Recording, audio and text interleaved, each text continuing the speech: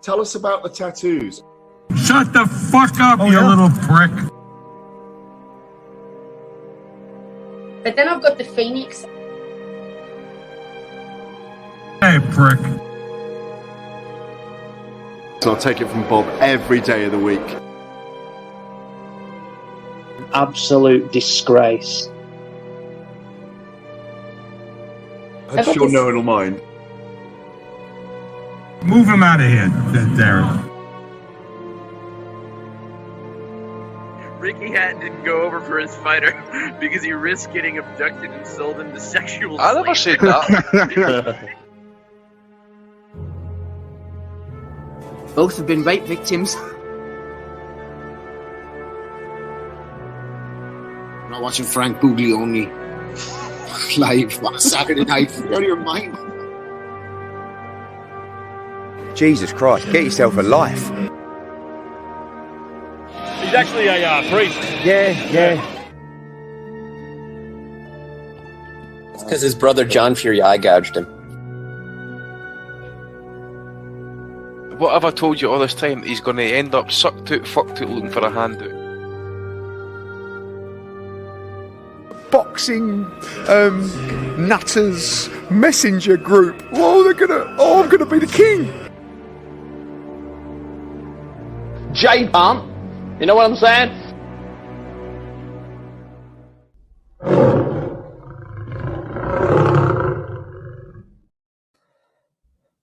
Well, hello everybody, and welcome to the 506th edition of the Boxing Asylum Nuthouse podcast. I'm your host, Steve Wellings, and joining me on the call tonight we have Ozzy Smith, Matty DiGelinardo, and Andy Patterson, going live on YouTube from 8 o'clock every Sunday evening. The Patreon RSS feed updates shortly after the show concludes. Hello to everybody listening during the week on SoundCloud, Apple Podcasts, Spotify.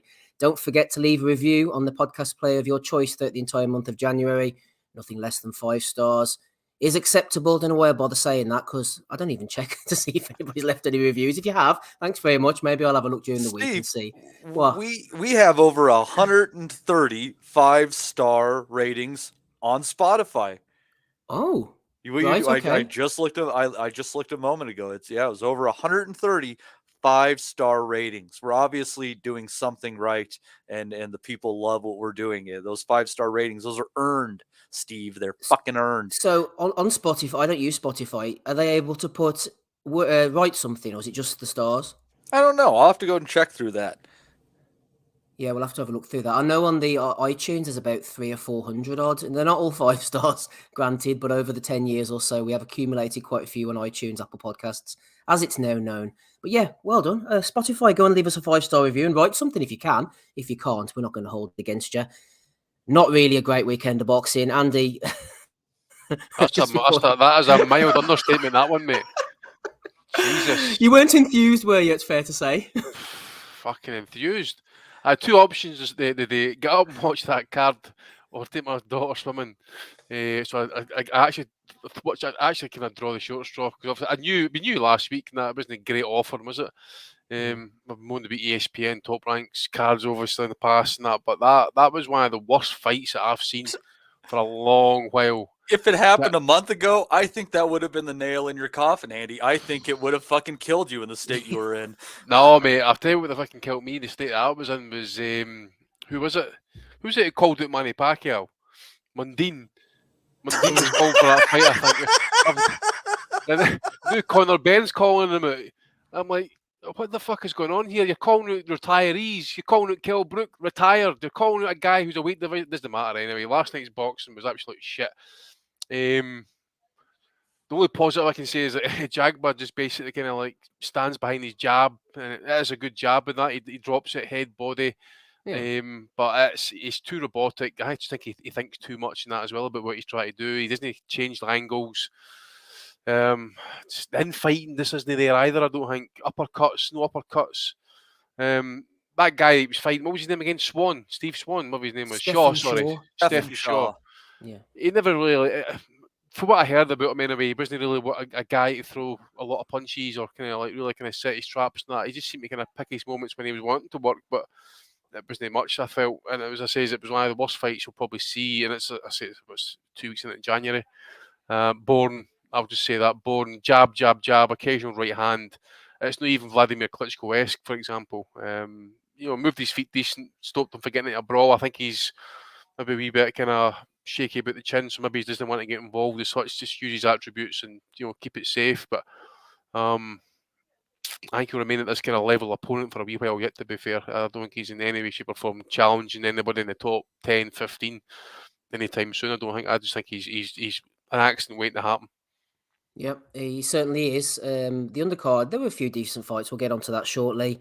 Shout out to everybody in the chat as well. We'll give you a shout out whenever we get a chance. Next week is Eubank Jr. against Liam Smith. Bit of a domestic dust-up. Boxing, the fresh new look on boxing. This fresh new promoter, Don King, has a show next weekend. So looking up for the sport. Things are moving on pretty swiftly, but we'll go on to that Guidry against Stavern fight as well. I think Andy, Matty summed things up pretty well there. I wasn't overly impressed by Efia Jagba. He did what he had to do. He got the long jab pumping, used his power at various times just to deter Shaw, just to cruise along. I felt like this win for the Nigerian was more to do with Shaw letting the fight slip away than Ajagba boxing spectacularly well.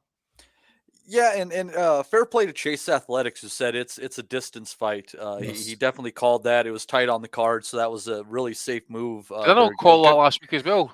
I think so. I actually forgot to put all that down, so I'm going to be listening to the podcast in between our discussions here to get everybody shit down.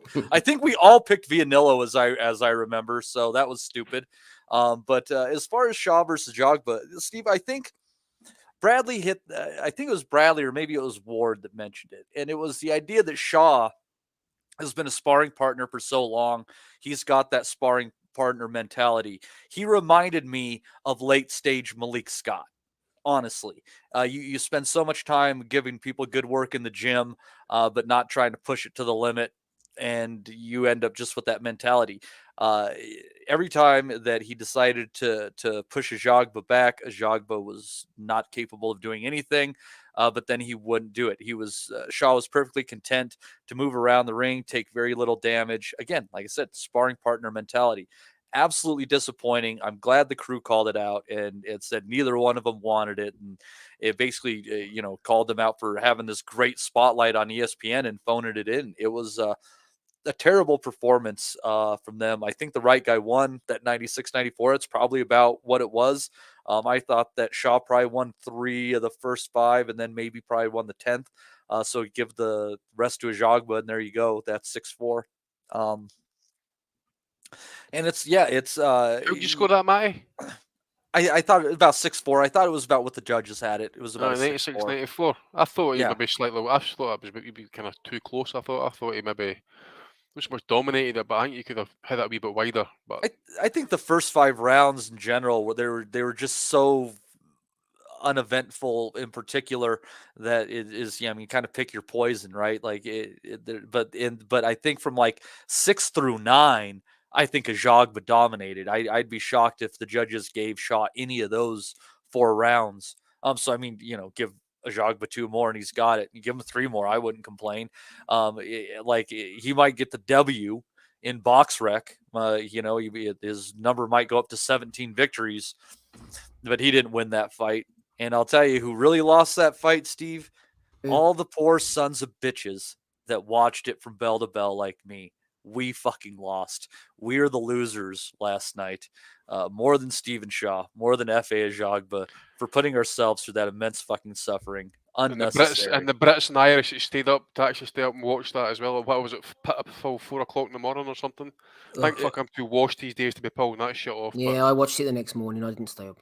No, fuck. Why? It was ridiculous. And to be fair, and we get through the rest of the card here. All 3 of these fights were floating around, basically pick'em fights with the books. They were all competitively matched. But of the 3 main fights on the card, only one of those fights, it seemed like the fighters came in wanting to put on a show and wanting to deliver. And it wasn't with the big guys. Yeah, I know I've been critical of Top Rank in the past, but I don't question the matchmaking in this case. I thought the 3 main fights, the 2 heavyweight ones and Lopez Nova, which was the fight of the night, all they didn't deliver, obviously, but they're all well matched previously. I think the intentions were there. The intentions were good. Matt Butters said he was exposed by Frank Sanchez, Ajagba. Let's be honest, absolutely. Even though ESPN were losers, Ricky Gravil's not a loser. He's dropped a $5 in there. Thank you very much for the $5. Mr. Richard Graville. Just picking up quickly, Matty, before we go on to Aussie, something that you mentioned about sparring partner mentality. It's definitely a thing. I remember there was a fighter from Ireland years ago, Michael the Storm Sweeney, really talented fighter in the gym. Emmanuel Stewart kept bringing him to Vladimir Klitschko's training camps in Germany. He went in with Adonis Stevenson, Jonathan Banks. They always got work out of him, and Emmanuel spoke very highly of him, but he could never really pull the trigger and move on to that next level as a pro. And you mentioned Malik Scott. I had my own comparison. I thought Stephen Shaw looked a little bit like and fought like Oliver McCall. There's clearly talent there. And at times he let his shots go, let the combinations go, and he looked really good for spells, but he was happy to box like a sparring partner and lacked the urgency to win. I had an Oliver McCall vibe, Matty. Yeah, I can see that. And it's, that survival mode. I mean, I get it, whatever. Shaw's going to get a paycheck from here with something, but he'll be putting in work for another up and coming fighter. It's not going to be his own opportunity. And it's just, I just kind of look at it in the way that these guys come in, and yeah, it's hard to break that mentality, but you're on national television. You're fighting for a chance to move up the rankings, and they didn't want to try, and that's the problem with it is you're getting a paycheck, you're getting this opportunity, and you don't even want to give it a rip. When there's so many guys just toiling in obscurity who would go in there and wing a few fucking hooks and see what happens. I kind of feel bad for Shaw because I think this was kind of his opportunity. I don't know that he's going to get another one because no one's going to be signing up to want to fight him because he is a tough out, because he is talented, and no one's going to want to sign up to see him because wasn't entertaining.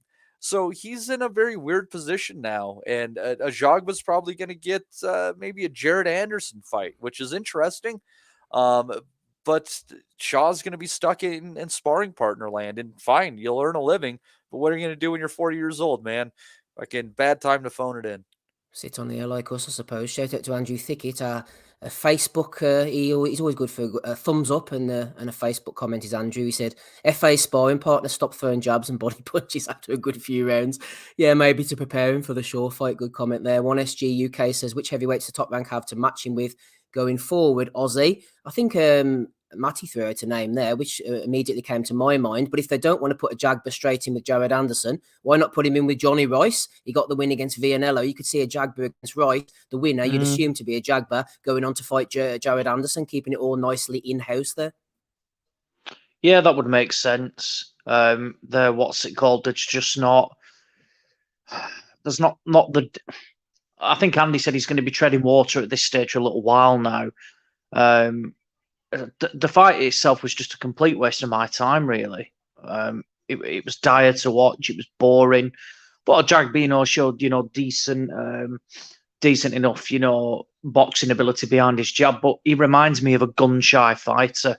He just doesn't want to throw that right hand. But I don't want to say boxing scared, but it comes across like that. He doesn't want to do anything, above and beyond in case he does get caught, because ultimately it's like he doesn't have the confidence in himself.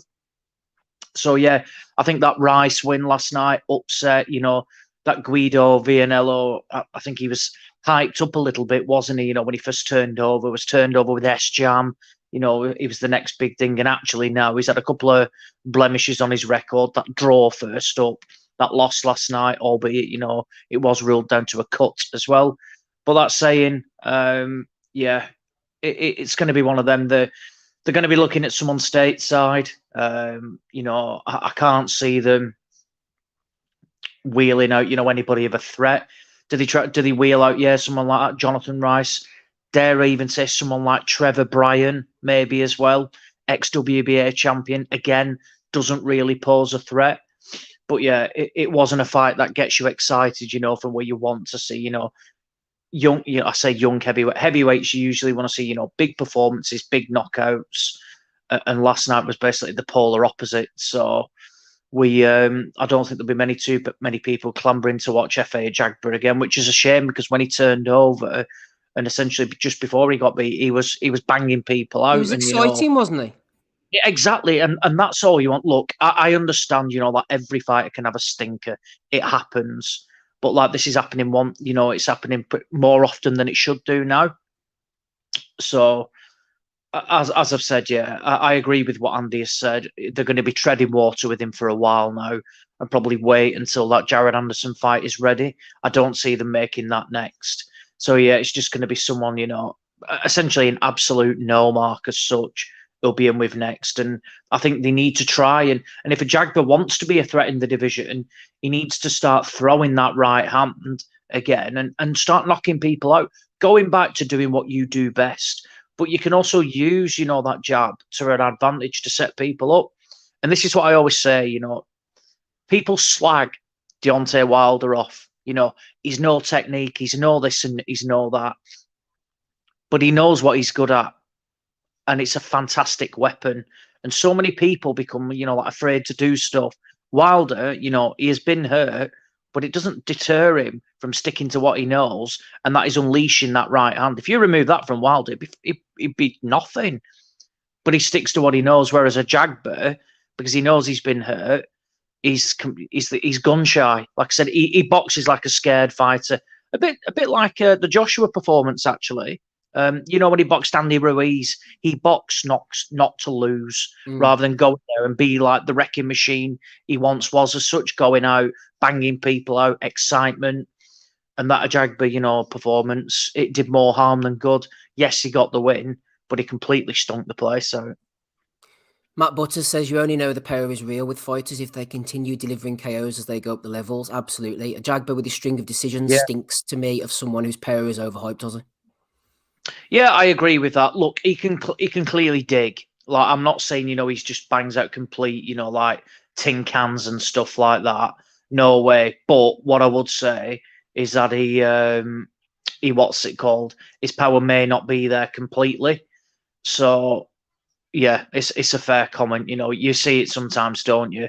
Knock out some of these absolute punks, and then once you go up in levels, the power isn't there. I do think he can dig. But it's right. I don't think his power is all what seemed. Andy, just before we move on to the supporting cast, a quick comment on something Ozzy mentioned there. Whenever I see the likes of Stephen Shaw, it's so frustrating, isn't it? He's clearly got the talent. He can box. If he just let his hands go. It reminded me of Howard Eastman back in the day. Not so much against Hopkins, because Bernard Hopkins was a fantastic fighter, but that William Joppy fight, just crying out for Eastman to just forget about that lethargic, languid personality. Let the shots go, for goodness sake. There's something hiding there, and it's almost like dartitis, isn't it? Just afraid to pull the trigger and let the shots go for whatever reason. I was like crying out for Stephen Shaw to just throw. There's a bit of safety pin Johnson in him as well. You know, decent talent, looks solid enough, sturdy enough, but ultimately just hasn't got. I agree with what Matt was saying about the sparring partner mentality. I mean, he was using Vianello as a sparring partner in the build-up, because Vianello, I think fights got swapped here in this card, did they not? That's right. Originally Oscar Rivas, and then he got some kind of detached. That's the one. I couldn't remember who it was at the point. Rivas. So, yeah, well, as I say in my spiel, and that, I just feel let's let his hands go, fine. But as Matty mentioned as well, is if that is the best he's going to put up, and basically like probably his highest spot he's had in his career, I wouldn't be expecting that phone to be ringing anytime soon for come in and prop up a card for us or whatever. And that guy, if he keeps up that type of performance, he's not even going to be a gatekeeper. He's just going to be basically filling up, trash cards on Indian reservations like he did there last night. So yeah, it's just a shame, but because the heavyweight division does need some solid journeymen, possibly even guys who can maybe even step up a wee bit higher in class, maybe pull off an upset. A bit like Douglas back in the day with Tyson. Douglas was a decent fighter, but at times he would just blow up in weight, and people question his heart, and if he was really into it, that type of thing, and then he pulled the fucking lottery right out of his arse. Just didn't see anybody like that coming up into the game just now. And that, as I says, the top end's beginning to thin out, obviously, in the next 18 months, I would say. Joshua, I think, is a defeat away from possibly retiring. Depending on what type of decision we get, we use it in Fury. If it's clean and it's non-debatable, I think Fury goes in sunset. Usyk possibly might retire.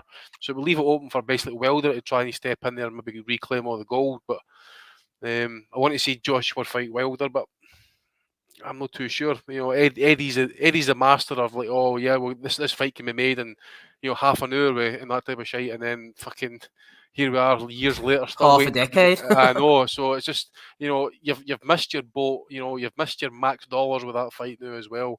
So at some point you need to try and cash in what's left of it as well. So it's it is turning out a wee bit. And it says we need guys coming up behind us. One of the questions came in there last week about Fraser Clark. Vianello got exposed there last. Well, not so much exposed, but there was technique was kind of lacking, especially with his right hand. Yeah. Who else we got coming in there? Gazaev. I mean, he's fucking. I mean, forget about him. Write him off, man. Yeah, Trevor Bryan. I heard him getting mentioned there. Dillian White's had his day. Otto Wallen, maybe's can be a contender. Hopefully, that's yeah. And then obviously I'm thinking about the guys coming up. Fabio Wardley.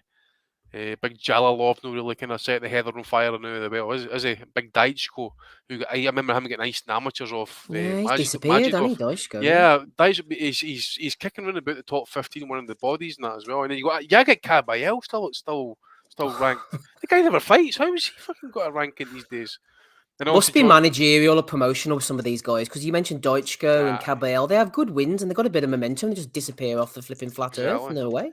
Exactly. And then you got Joe Parker. He's got a fight coming up soon at some point, hasn't he? He's fighting on the card coming up this weekend. Against Jack Massey, isn't it? Mm-hmm. Who's the Australian? Is it Hune?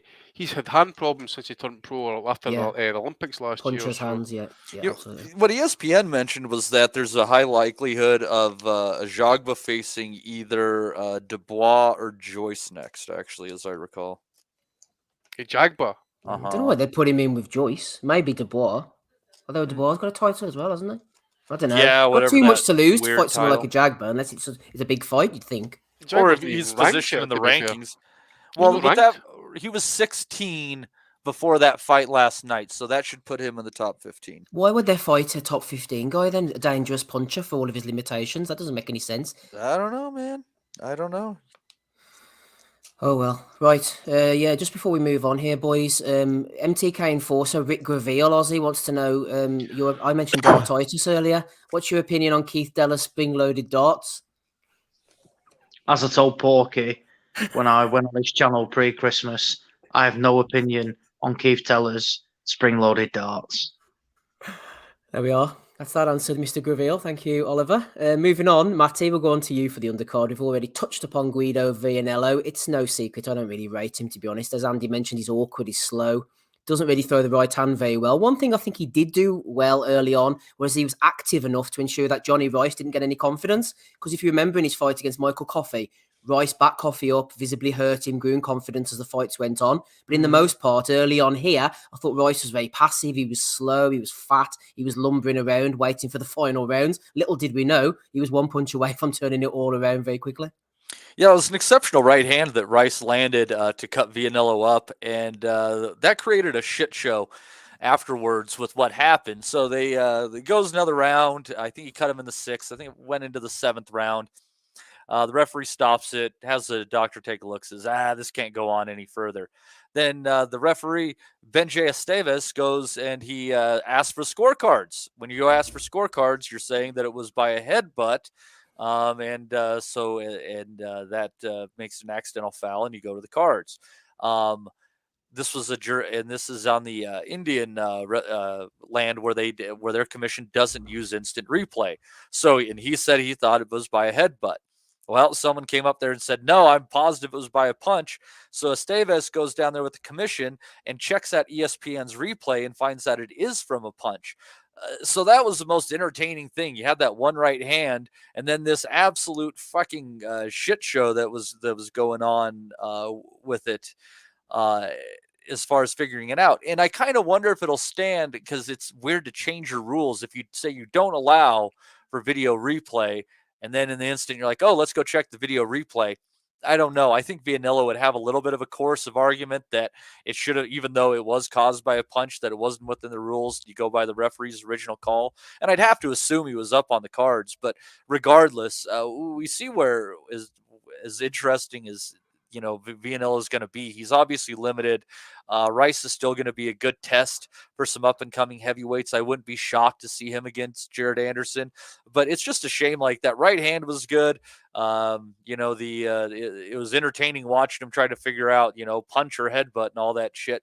But the other most interesting thing in this boring night is trying to figure out if Johnny Rice has a humongous ass or a colostomy bag.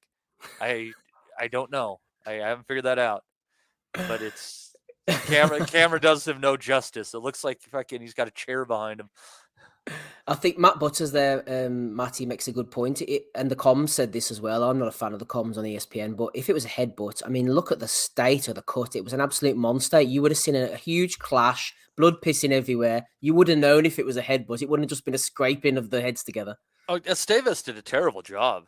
Yeah, I don't know.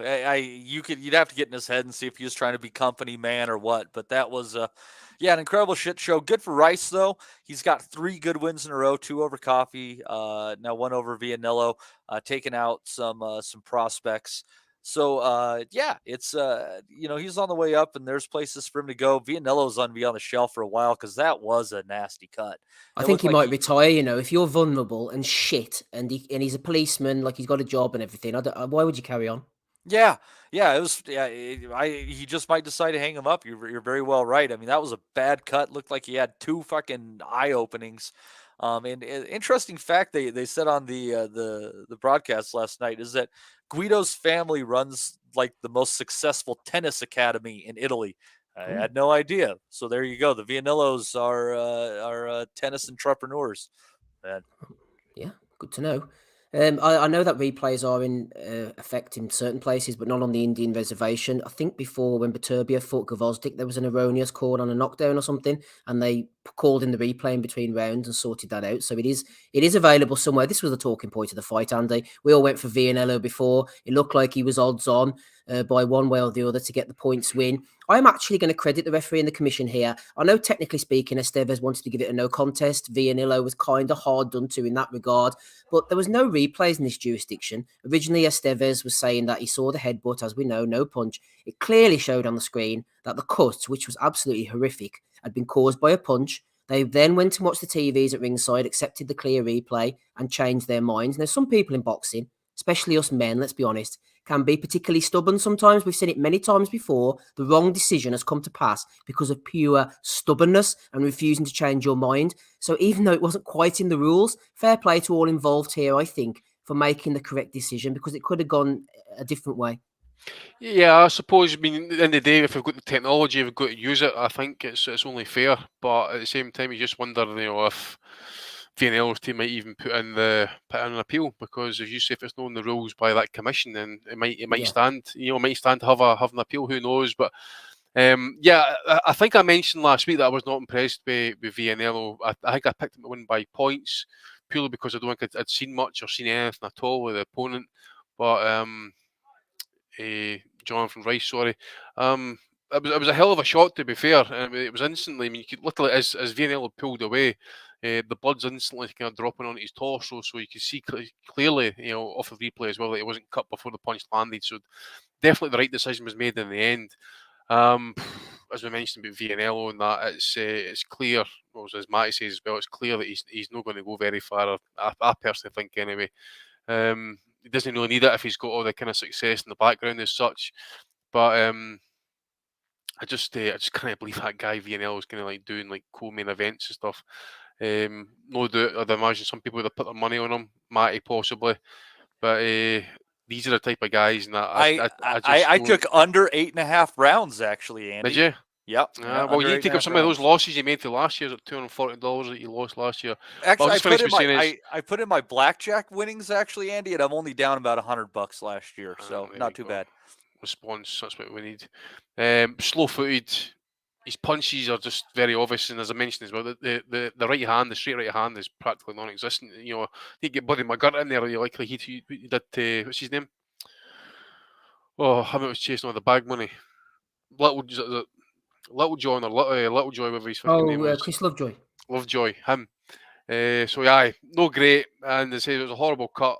And what was the scorecards again? Because I think it was the way it was getting shaped up. I think it was getting made a wee bit of corruption job there, possibly. I know it wasn't in the rules. I've got them. Yeah, I've got them here. So Vianello was ahead 59-55 twice and 58-56.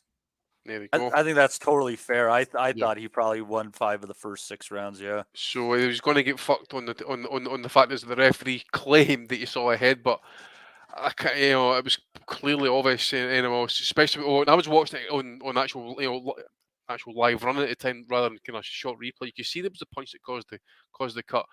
Obviously the ref was maybe on the blind side of the shot, but there was no clear or obvious headbutt landed in that. So I think gladly that they've came to the right decision, because I don't even think Rice was actually believing it. I mean, the referee came over and explained to him what was going to be happening. But you could tell him, you could see him saying to his corner, just wait for the official decision to come in here, because he must have felt himself he was going to get fucked over. Fighters like Johnny Rice do not typically get the right end of things like that. Like, it usually ends exactly the way that it was going to go down.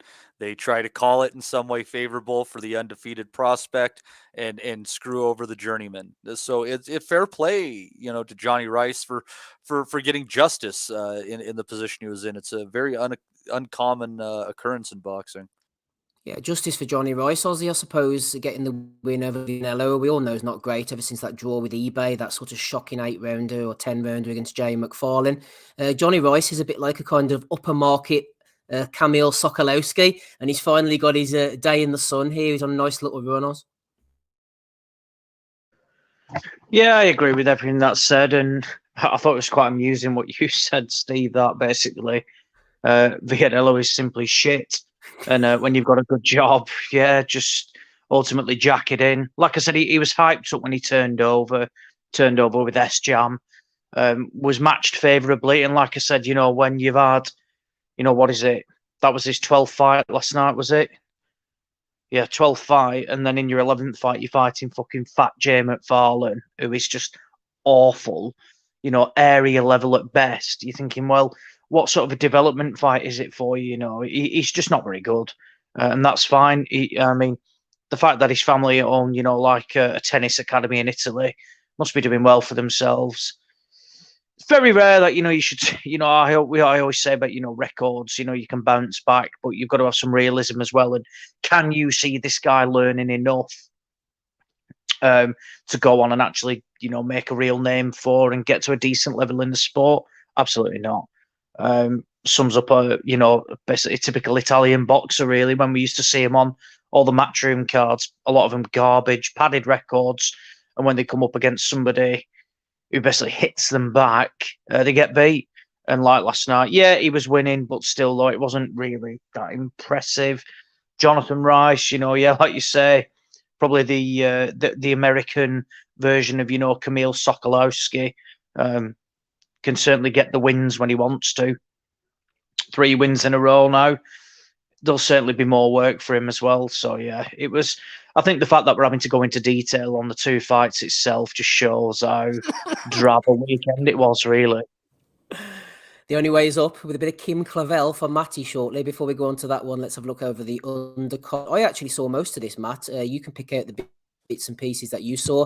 Another L for me last weekend. I picked out Adam Lopez to defeat Abraham Nova. That was a really good fight, the fight of the weekend, apart from the female fight. You said I didn't watch that one.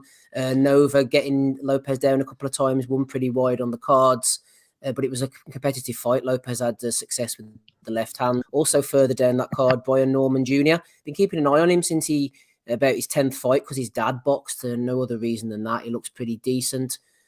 Also, Dante Benjamin got a knockout win. Bruce Carrington, he struggles a little bit for me. It's only early days. Also, Haven Brady Jr. got badly hurt by Ruben Cavera in the 5th round. Had a rough 6th as well. And I think that was all I saw of the undercard, actually. What did you catch?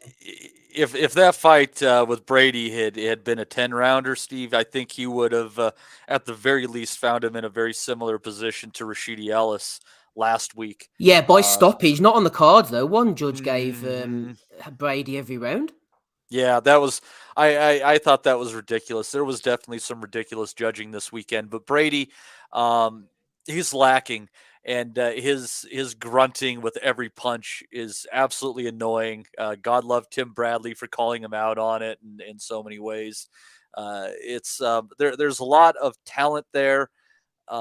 He's in with the Ennis family, so he's got good training. But there's something lacking with that kid, and obviously we've seen him vulnerable. So I'm going to be keeping an eye on Brady Jr. in the future, and seeing if there might be a chance to catch him when he finally does run into that 10, 12 round fight where a puncher can take him out, because it's going to happen. I think you and I would definitely agree on that one. On that undercard also, I really enjoyed the Adam Lopez Abraham Nova fight. I also thought the scorecards were a little off on that one, although Nova was a deserved winner. And interestingly, Steve, your pick made sense. And in fact, Lopez opened up as an underdog in the books and worked up to right about even or maybe a slight favorite by fight time. So the markets were thinking it too, but I think the miscalculation that we might have had on that one, is that Nova is definitely a larger fighter, a naturally bigger man than Adam Lopez. Yeah, and struggled with the power, didn't they? Yeah. When they found themselves in the exchanges, Lopez got himself into trouble because Nova was hitting him with the harder punches. Even though you know a lot of those rounds where he got hurt, he was doing really good until that moment, and then Nova was able to do enough damage to pick up the round. I did think one of the knockdowns was a little bit bogus, seemed a bit pushy to me. There was a lot of time between that punch and when he went down. So that was a little bit goofy. But I thought that Abraham and Nova and his mascot Supernova, who didn't have credentials and was forced up into the stands, sadly, I think they deserve the W. And I'll be interested to see how he plays in a now really wide open 130-pound division now that Shakur Stevenson is vacated. Hector Garcia is PBC, but he just lost to Tank, so you could see them dump him in a heartbeat, and he could find himself in a fight over there with a guy like Nova, and they'll be interesting.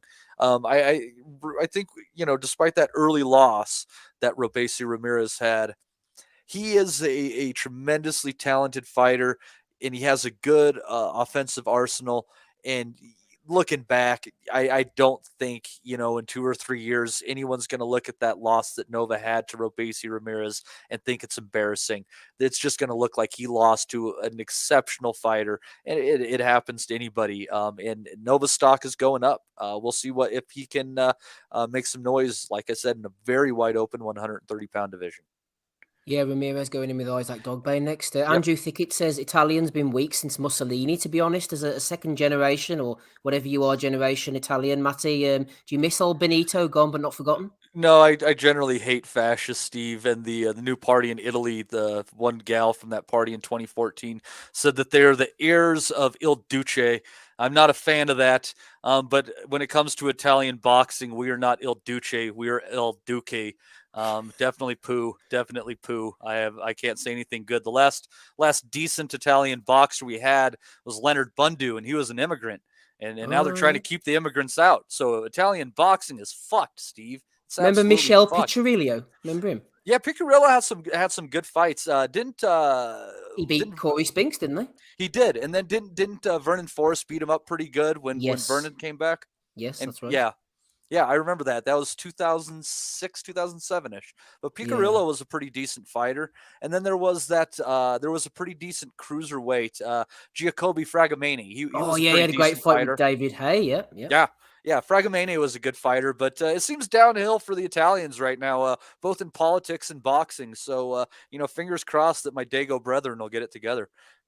Yep, it's all downhill for the Italians, apart from if you're in the tennis industry. Shout out to Guido Vianello. you wonder if he beats the shit out of criminals with the fucking tennis racket or something. He's got a lot of options. He can punch him, tennis racket. He's a versatile policeman, the kind of man you want working the streets for sure. Absolutely. In the spirit of Mussolini, we're all about versatility here. Let's have a look through the chat, see who's floating about at the bottom of the pond. We've got Michael Thompson there from the Nutters group. Shout out to Michael. Ricky Graveel's with us as well. So Jim McDonald Boxing. Is it the real one? Who knows anymore? Matt Butters is here as well. So is the Dr. FMG tuning in from down under. We've got Rob Wood in there as well. Ben Russell, Andrew Thickett over on Facebook. Big A, he's always with us every Saturday evening. Shout out to him. Harvey Price Boxing returns as well for a bit of Sunday evening action. I think I saw someone, was it Martin Mulligan earlier? Haven't seen that name before, so shout out to him. Des is here as well, so is Tay Games. Chase Athletics, our American correspondent as well. Just scrolling on up the chat here, see if there's any names that I have missed out on. Mark Stanton, always good to see him as well. MB is a regular contributor. Weltschmerz as well. Seems to be a bit of a Vianello fan. And let's see if we can find one more just before we slide into Canada. G-Poker as well. Shout out to you. And Chris Butler just slided in at the end there. Canada, Matty, you're imploring us all to watch this female fight between Kim Clavel, 16-0, losing her titles or losing to Jessica Neri Plata at, what weight was this? Light flyweight. Women's light flyweight boxing, Matty, on a Friday night. Are you out of your mind? No, I was not out of my mind, Steve. This was a fantastic fight. And it's early in the year, and I'm trying to just, write down things so I don't get lost. And until that Nova Lopez fight on Saturday night, it was the clubhouse leader for fight of the year, Steve. It was the clubhouse leader. In had a lot of close rounds, but where Jessica Neri Plata was just able to edge him out a little bit with better combinations. She was able to follow up with a nice left hook to the body to clean up a lot of the work at the end of the exchanges. She had a height and reach advantage over Clavel, and she used it very well at times. A deserved winner. There was a fight earlier in the evening between, I'm trying to remember the gal's name. Her initials are MPH, and a gal from Mexico. And the gal from Mexico got absolutely hosed on the cards. One card, she didn't even pick up a round. In a fight, she had an argument of winning. So going into the cards, I thought that Neri Plata might be getting screwed there in Canada, but they gave her the decision in a fight that she definitely won the better amount of rounds on. There was kind of getting into the later half of the fight. Clavel was having some good moments, getting in closer, throwing some overhand rights, getting some better work in.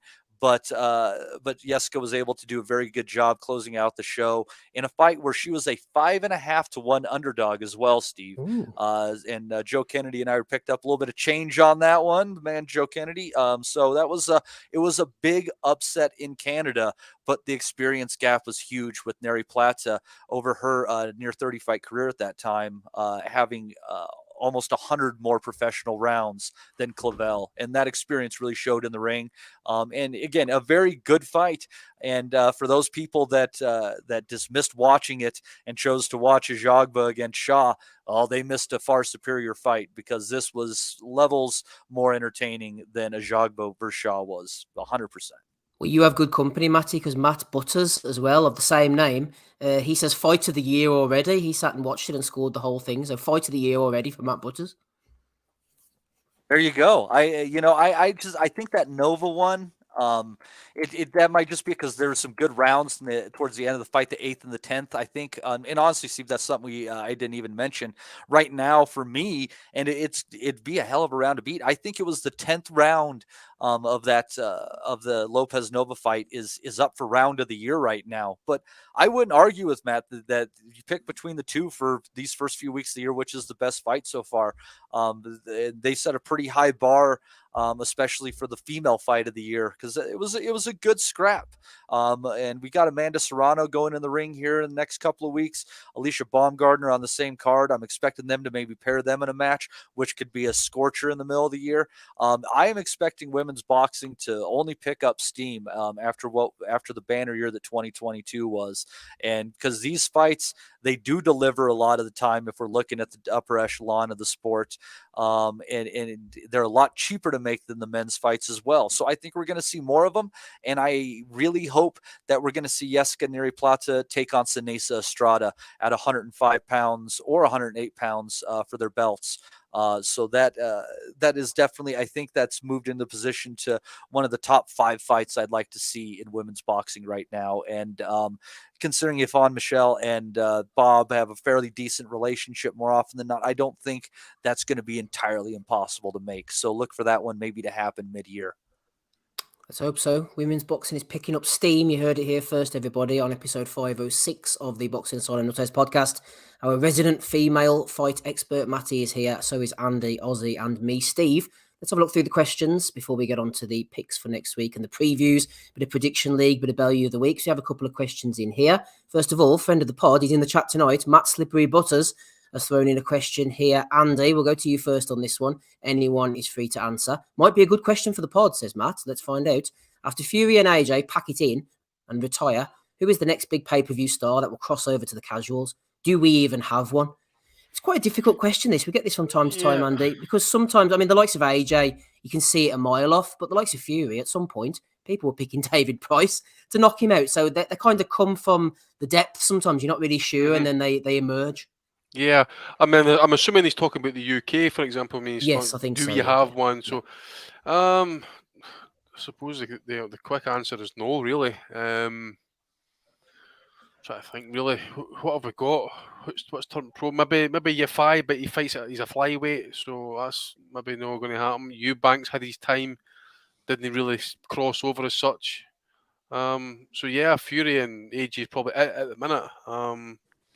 Once I'm thinking, I can't think anybody off the top of my head just now, so it's not really probably. Gervonta Davis. No, but UK, mate. He's already a pay-per-view star. He's had about 4, hasn't he? Yeah. Yeah. Even Eddie's trying to sign him. That tells you how bad fucking Eddie needs him. No, nothing. There isn't nothing really.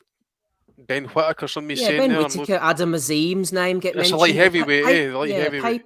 Pay-per-view, it's it's a different level altogether. It's hard sometimes. I mean, going back in the day, people looked at the likes of James DeGale, even Alex Arthur at a point, nailed on stars, and sometimes it just doesn't quite work out to the level people are thinking about. Yeah, I mean, look, they took a risk trying to take AJ to America to try and crack that market, and look what happened. Take an L, and then you're quickly forgotten. Could happen. I mean, Matt Butters is putting in that Moses Itamu, but he's what is he? He's only just turned 18, 19. He's going to be able to fight for the British title for about 2 years, I think. He's going to be 21 or 20 possibly to fight for the British. Remember when Dubois turned pro? You see people mature and develop mentally as well as physically. And Joe Joyce, obviously lengthy amateur career, and he's still growing. Even what is it, 34, 35? 36. Yeah, he's older than that. He's about 37. Yeah. So he's still growing at this point. Maybe not a pay-per-view star, but you mentioned Ben Whittaker, but he's still infancy in his career at this point, and he's got that attitude about him as well, hasn't he? That it's going to be like Marmite for a lot of people. So it might rub up some the wrong way. You just don't know if it's going to affect him as well. Depends on opponents too. You've got to have pay-per-view opponents. You've got to have rivalries. Likes of Brook and Khan was built in, and it matured over time. You could see the likes of Whittaker, Azim, because they're on the same promotional stable, maybe putting in a pay-per-view together, like bulked out, rather than just one of them carrying it. But you need opponents. You need personalities that people can resonate with. Eddie's hoping for Conor Benn, obviously, to kind of make the step up, but know how that ended. Yeah, Eubank Jr. brings in the casuals, to be fair. That's pay-per-view next week, which we're going to touch on shortly. That's true, but... is it? Is it? I'm sure it is, isn't it? Oh, yeah, I'm pretty sure it is, yeah. Well, not here. Thank God. Yeah, not about pay-per-view for you, mate. You'll be fine. He'll find a way of paying for it, though. I am struggling to Fuck you, Steve. I'm still struggling to actually try and think of a name. I'm trying to think, like, even somebody coming through for like the amateurs at this point. There isn't any name. Eubank's the biggest name in British boxing outside Fury and Joshua, without a doubt. Star. Next, yeah, absolutely. Do we have one? He does numbers. Like, he sold out the arena pretty much against Liam Smith. Again, he is a fantastic, talker. People turn out to see him. It's going to be interesting to see what sort of buys that they'll do for it. It's tough, isn't it? He's 33 now as well, so he's no young. Yeah. He could be at the sport in a couple of years. Yeah, I mean, look, what we define in as pay-per-view star, longevity. How many fights do you have on pay-per-view? How many years do you do it at the top? You you can argue Derek Chisora has been a bloody pay-per-view star because how many pay-per-view fights has he had? You know, it's weird to look at it. Really, it's difficult to pinpoint. Looking at it, Adam Azim, quite possibly. You know, he's got excitement. He's headlining shows already. They're matching him quite well. So you would say him who's coming through. But the last thing that we want is him going on pay-per-view, you know, at 14-0, and that's him done for, you know, pretty much the rest of his career. Boxing needs to change, and we want to see pay-per-view fights that are the right fights, not, you know, ones that now, oh, we need to generate more money to make these fights happen. These promoters have made this mess, you know, if you're making stupid offers, you know, for basically for fighters that don't warrant that sort of cash, and then other fighters quite rightly get wind. They're giving these guys over $1 million a piece for eliminators, not even title fights. I know. Eliminators. I know. It's unbelievable. So, and the market is out of control. It is out of control. But no, in terms of, it's a difficult one, really. I definitely think, you know, there's people coming through, but like you said, Andy, you know, like Galal Yafai. But will people want to tune in, you know, and pay extra money to watch, you know, some of the smaller weights? You know, I just don't think there's the interest there. Tough question, but I would say Eubank's probably got the longevity. I think if he beats Liam Smith, his next fight will certainly be on pay-per-view again. I think, you know, realistically, Eubank's probably on pay-per-view going forward. Pre-failed drug test, I would have said Conor Benn would have been the next pay-per-view guy, the way he was being built. But I think that is potentially out the window now for the foreseeable. I was trying to think, Andy, when did Khan get made pay-per-view? It was Oshin Fagan, wasn't it? The comeback from the Brady's knockout. Was that his first pay-per-view? No, the Prescott fight was pay-per-view, mate. Itself was pay-per-view, right? Okay, yeah, I was trying to remember. Pretty positive. Give me a second, I'll just double check that. I thought it was Salita, but then I thought, no, it was before then, because I thought Barrera was pay-per-view. I think it was, something tells me Fagan, the comeback was pay-per-view, but then I can't remember if Prescott was or not. Seems a bit weird bringing him back on pay-per-view after he'd lost, but not that it really matters. I don't know. Maybe someone in the chat. Oh, Prescott, Ben Russell saying. Prescott.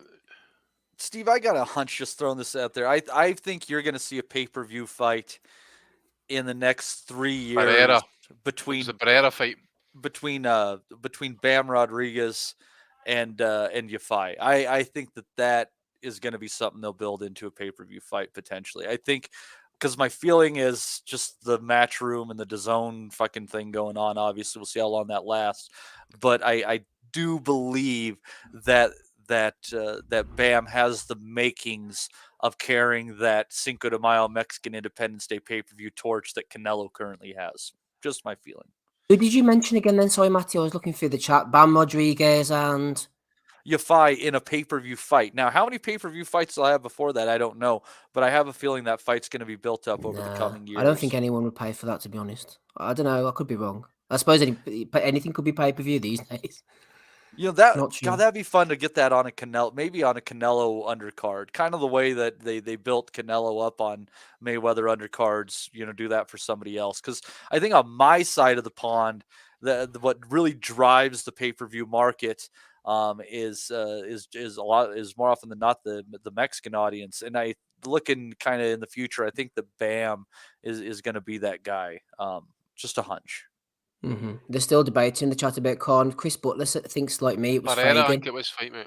Mate, was it Barrera? Right, okay. Fagan was definitely on Sky. It wasn't. He'd finished with ITV because Prescott was on Sky, because it was the new coach, wasn't it? He left Oliver Harrison and got to Jorge Rubio, and Rubio picked Prescott as the opponent, and then he never worked with Rubio again. Frank Warren fucked him off after that.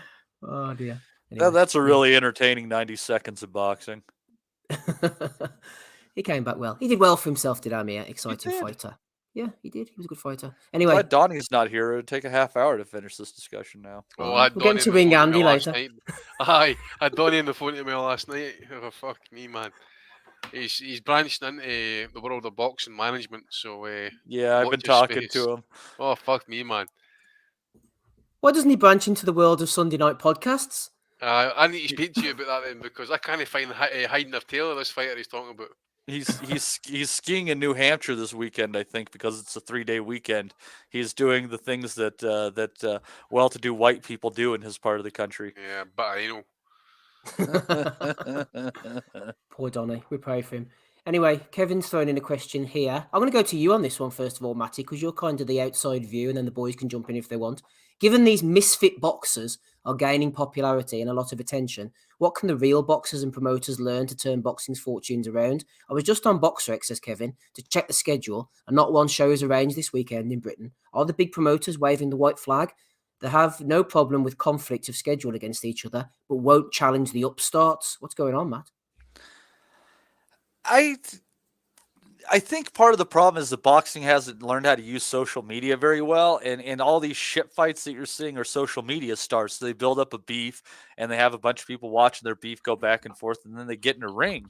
So there's all this promotional stuff that happens months, years ahead of time that does this legwork, and it has this bizarre audience. Boxing, and I don't think let celebrity and boxing and this shit be what it is. And if you want to, they haven't had a Triller card for fucking ever, but you want to do that with a Triller card and put, regular fight on there too, fucking have at it. I think if the boxing promoters are looking in the direction of beefs and shit like that, they're going the wrong way. The way that we get boxing going in the right direction again is by boxing promoters working across the aisle to put together the fights that networks would like to purchase. Just because you don't have a deal doesn't mean you can't come to the table and say, we got so-and-so fighting so-and-so, and would you be interested in airing this fight? And if I can say, well, yeah, we can make money on that. And it's got to make sense, and right now, I mean, it's the boxing promoters, if they're looking into the doldrums of the fighting world and YouTube, they're looking in the wrong direction, because that shit is its own weird product and has nothing to do with anything. Boxing needs to be made better by making competitive fights that the people want to see, and not sidestepping bullshit because it doesn't work for your network and things like that. There's got to be some give and take, or we're going to really lose the sport and lose a lot of these outlets. And guess what? If there's not regular networks and streaming outlets to see these things, everything's going to be some sort of a pay-per-view. And that's not a good way to go. Is that your way of telling the listeners we're going pay-per-view, Matt? Yes, we'll be taking sponsors no matter what. It doesn't matter. We'll be talking about shaving our balls next week. Mattresses and underpants. Talking about adverts, Steve, what about that one on ESPN last night? Oh my God! Which one was it? Was it the fucking Wells Fargo one with them, that couple having the date, or the pancake one? No, the pancake one. Was it soft and fruity, tutti frutti, or something fucking garbage? Give me a I second. would love to burn down that franchise chain. The one. Every Every commercial break it came on by, but that shit was getting aired. I almost put my fist through the computer monitor, man. It was like fucking. Oh, it was some of the worst shit. And it's so fake, too. The acting's awful, man. Fuck me. Get that off my cooking screen. The best commercial on American television at this time, it's a gym commercial trying to get your energy levels boosted. And there's this guy holding a balloon that's like not even nearly blown up all the way. And he says, because of low E, I can't even blow this guy. And I just lose my shit. Well, Matt, with the greatest of respect, you see when you watch the ESPN cards and the PBC and all that, and you see these American adverts in between, you can see why some of the Americans are so fucking fat, man. I'm sorry to put it that way, but some of the food that you like, not you personally, obviously, some of the food that's been shoveled out there, man. Half our shit's got fentanyl in it these days. Well, I think can you the food here is so bad for you. If John Fisher lived stateside, he would weigh another 100 pounds. It's frightening. What's that, Andy? What would John Fisher be 100 pounds heavier if he ate? More sugars. A lot of our corn syrup. Far more sugar and corn syrups and shit in our food for sure. And then it'd be really tough for him to sell tickets for his son because he'd need one of them motorized scooters to get around. Oh yeah, I've seen them. Hey, well, what about this, Matty? You could see this in between the next ESPN adverts. French Bosch, Le Bosch.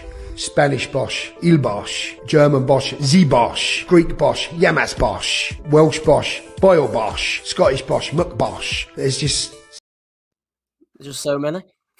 What the flying fuck is this guy on about? Fuck you, man. What, are you offended by Scottish Bosch, Andy?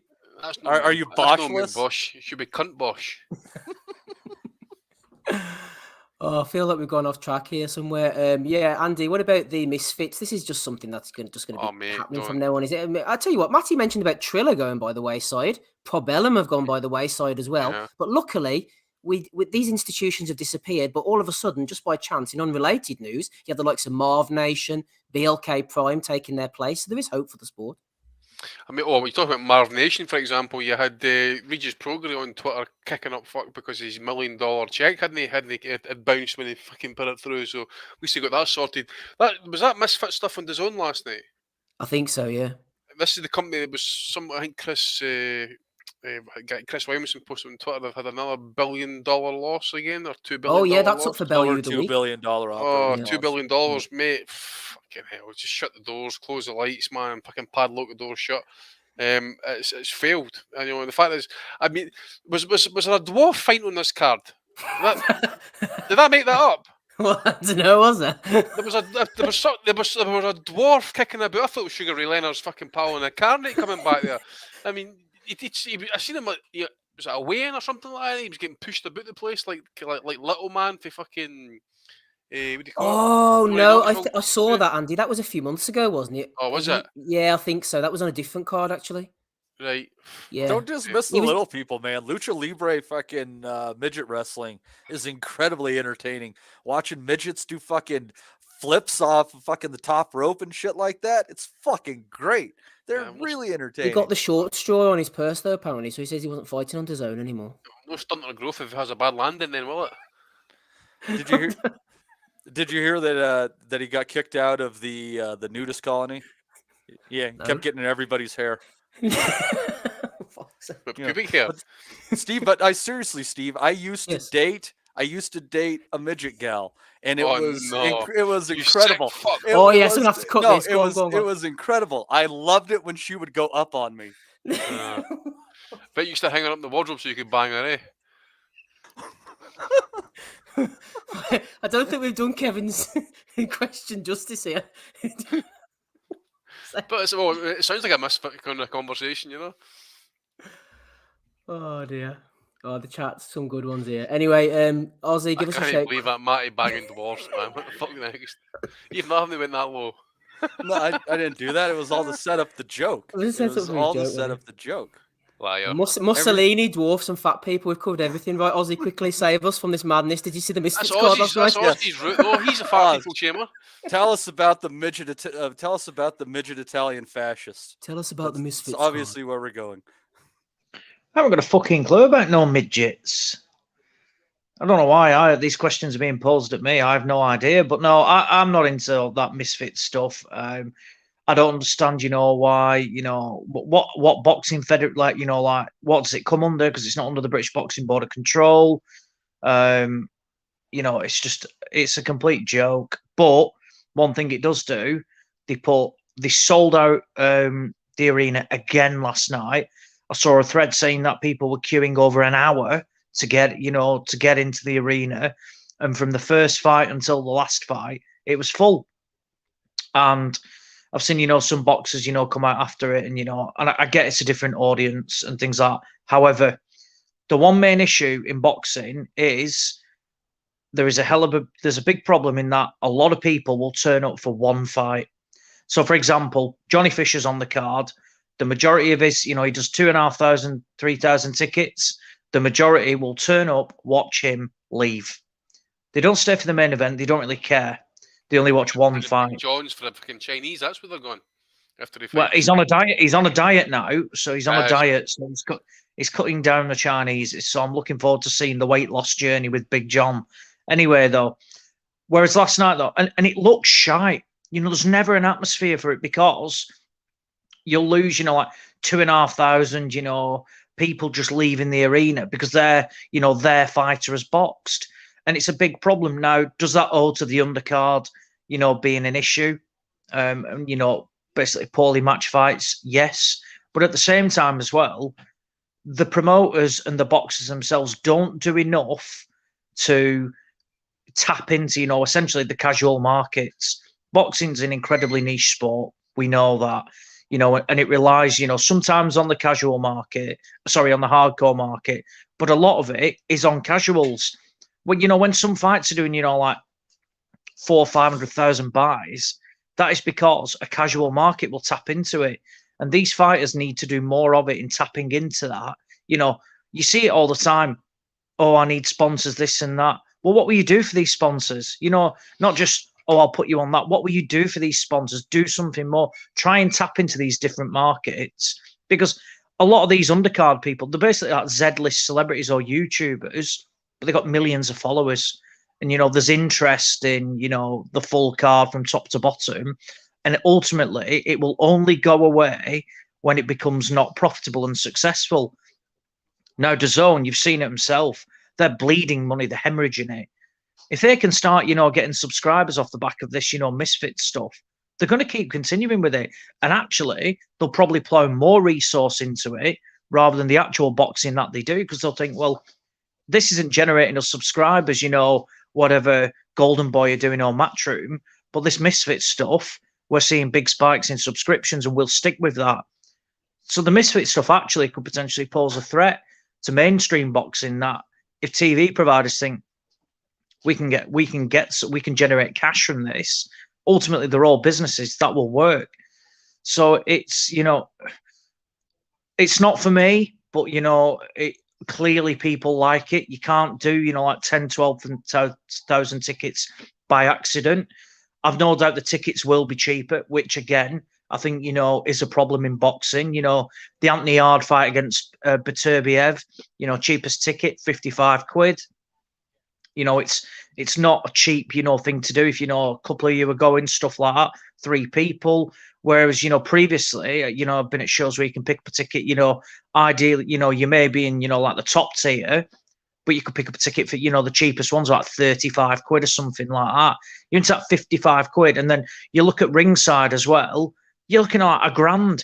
Joshua fights $3,000 for a fucking ticket. It's like, it's because it becomes more of an event, the tickets aren't, you know, essentially for a lot of people just aren't, you know, affordable. And that is why, you know, it will always struggle. Whereas last night, if your dearest ticket's 100 quid and you can go and fill your arena, you know, for like 35, 40 quid a pop, no wonder. So, but mainstream boxing can learn a lot. And that's why Kalle Sauerland, who I have openly slagged off, and I will do it again, this is why he will stick with doing this stuff. And then he dresses half of his, you know, his bigger names, like he has Maris Brady's dressing up as fucking Super Mario, chasing people. He thinks it works when actually it doesn't. He's not tapping into people. You know? Oh, he's a joke. He's an absolute joke. I mean, the one thing I don't get, though, is that why was Mark Tibbs allowed to work a corner on that? I thought if you're a British Boxing Board of Control licensed, you couldn't, you know, go and do, you know, random things like that. So Tibbs was in the corner. Tibbs probably forgot he was BMB licensed, probably, didn't he? Well, true, yeah. But Sauerland, you know, the promoter, essentially, you know, is British Boxing Board of Control licensed as well. So, you know, I don't understand why, you know, because they're quite strict on it from where, you know, if you had a board license, you couldn't operate with the amateurs and stuff like that. So, you know, it's a bit weird now they're allowed to go and, you know, jump into this. And are they deemed as exhibitions? I don't really know, but it's certainly odd. But, you know, what did they just sign with DAZN? 5-year deal? Proves Misfit is here to stay, and it's only going to get bigger. Well, not with the midgets fighting, you wouldn't have thought, but... Well, yeah, that's true, yeah, but we could put them on stilts, so, and they would be bigger. That's true. Grow their profile. Absolutely. Rob, Misfits last night, pay-per-view on DAZN, midgets fighting apparently. You in? Well, I would have been if I'd have fucking known. Sign me up. I've been advocating for the midgets for a long time, and it's been falling on deaf ears, trying to get them some more opportunities in pay-per-view sports. So now here we are, dream come true. I always kind of wanted one as an assistant, but I find it hard to kind of pick where you get them. You know, that way I saw one day by the bus stop, but I didn't feel right about making the approach at that stage. So I don't know really if there's any of the listeners that are a midget or anything and they want to hang out with me for the day, just go around fucking, do you know what I mean? Look some at shit to do. look at the lower shelves of grocery stores, Rob. It's a bit too low for me, you know that way. So yeah, stuff like that you get in at the bottom of the shelf and stuff. You know what I mean? There's plenty of. I'm sure it'll be great crack. We can pay them with fucking the money we get from the super chats, which is probably what they'd fucking take it. You know that way. So I hope to see more of them, the little lads out, and girls. And girl, you know, as well, and everything in between, Steve. So I don't know. I've heard a couple of interesting points on this YouTube shit now. You know, obviously we've made our feelings clear on it or whatever. I like your man Salt. Right? Yes. You there, Rob? Certainly a low-level professional stint, but I've heard people say like that some of their kids and all are going to the gym and taking up boxing because they're looking at You're breaking up pretty bad, Rob. You might have to hop off and WWE. back on. Shout out to Dave Lee who loves all that. So maybe bringing a new generation through. Hey, Rob, you're breaking up pretty bad. You might have to hop on and off real quick, man. That's not just for me then. Can you not hear me then? No, No, I hear you just fine. It was just Rob. Okay. If it may just right at the moment as well. Yeah, hopefully we'll get Rob back in again. He's just dropped off. He shall return, hopefully, to talk about the midgets or a Jagba or anything else. Let's move on to the action for next weekend while we try and reconnect Roberto. We're going to go to you on this one, Matty. Actually, let's try Rob first. You there, Rob? Can you hear me now? Yeah, I can hear you now. Yeah. Listen, I tell you what, Rob, the fact that a Jagba was fighting the weekend, Vianello was fighting, shows you how bad the fights were if we're talking about misfits. Yeah, like I saw some stuff about it online. Obviously, you know, jokes aside about the midgets and everything. Shout out to all the midgets. No disrespect to them, but like great bunch of lads. A great bunch of lads. Mini TK. Sorry, Rob. How far away are they? Anyway, I saw some opinions on it online where people are saying, "Oh, my kids are going to the gym and that, like, because they're following the Misfits, like, as if they're the WWE and that, like, and they know all the characters and they're fucking like, I don't know who the fuck any of these guys are. I know the name KSI. I know he's a YouTuber. I don't know what the fuck he does on YouTube or any of that shit. But my little one and all, she knows all this. She knows all the fucking characters and all that. Like, so maybe it is bringing people to the gym. And from a health and fitness perspective, in the fight against obesity, it might be good for some of the young kids to take up training and take up boxing. But I'm not sure that boxers, the next generation of boxers inspired by these YouTube guys, is going to necessarily bring around the resurgence of the sport, because boxing has forever provided an outlet for the less privileged, the hungry, the fucking, you know, the oppressed, to go and fight against all odds to become to provide for their families. And now we're just going to have a bunch of rich kids who are emulating fucking WWE shit. It's an absolute joke. Like, is it any wonder with this kind of fucking stuff on it and this stuff propping it up that DAZN lost $2.1 billion in 1 year? Like, is that a coincidence or not? Like, they haven't been able to deliver on the fucking professional fight front whatsoever. They're propping up their boxing fucking legacy with this absolute trash. And like the build-ups, did you see that idiot in the build-up as well? What's his name? I'll get to him on Bellew of the Week. I can't it's too painful. Like, if you were to take it serious, you'd fucking get irked about it. But I do find it funny that the likes, and I think it's been pointed out by Brian King actually on Twitter, when likes of Frampton and all like are chiming in now, and Matthew Macklin, who are outraged at the state of boxing when it's been fucking propped up by YouTubers. Obviously fucking not the kings of self-awareness there, Frampton and Matthew Macklin. But lots of them on Twitter yesterday morning. Even Bellew was on about it. It's almost as if a text went out to all of them in the group chat, and they were required to provide a coordinated response, which has never happened in the past. But yeah, you know, it is what it is, isn't it? Slow fucking Saturday. I'll tell you what, I would have watched Buglioni instead of that on a Saturday night. Absolutely nailed on. Did you watch nothing at all, Rob? Yeah, like I watched the fucking Vianella and Rice, which was fucking up my predictions. A lot of people had Rice for the upset. He literally didn't fucking throw one punch for the whole fight. Managed to land something in the ninth, and a big split across your man's fucking eye caused the stoppage. And it was a bad cut, wasn't it? Jagba Shaw, I think there probably might have been better fights on the fucking YouTube card, to be honest with you. It was piss poor, like, so, you know, but look, it's a slow week in January. That's the way it is. That's the way the season starts in boxing. It's a slow burner. Let's hope we get, you know, we've got a lot of big fights to look forward to now, like the one that we were all wanting, like Earl Spence and Keith Thurman at 154 pounds. Fucking hell. I actually can't. I fucking give up. Like, I see.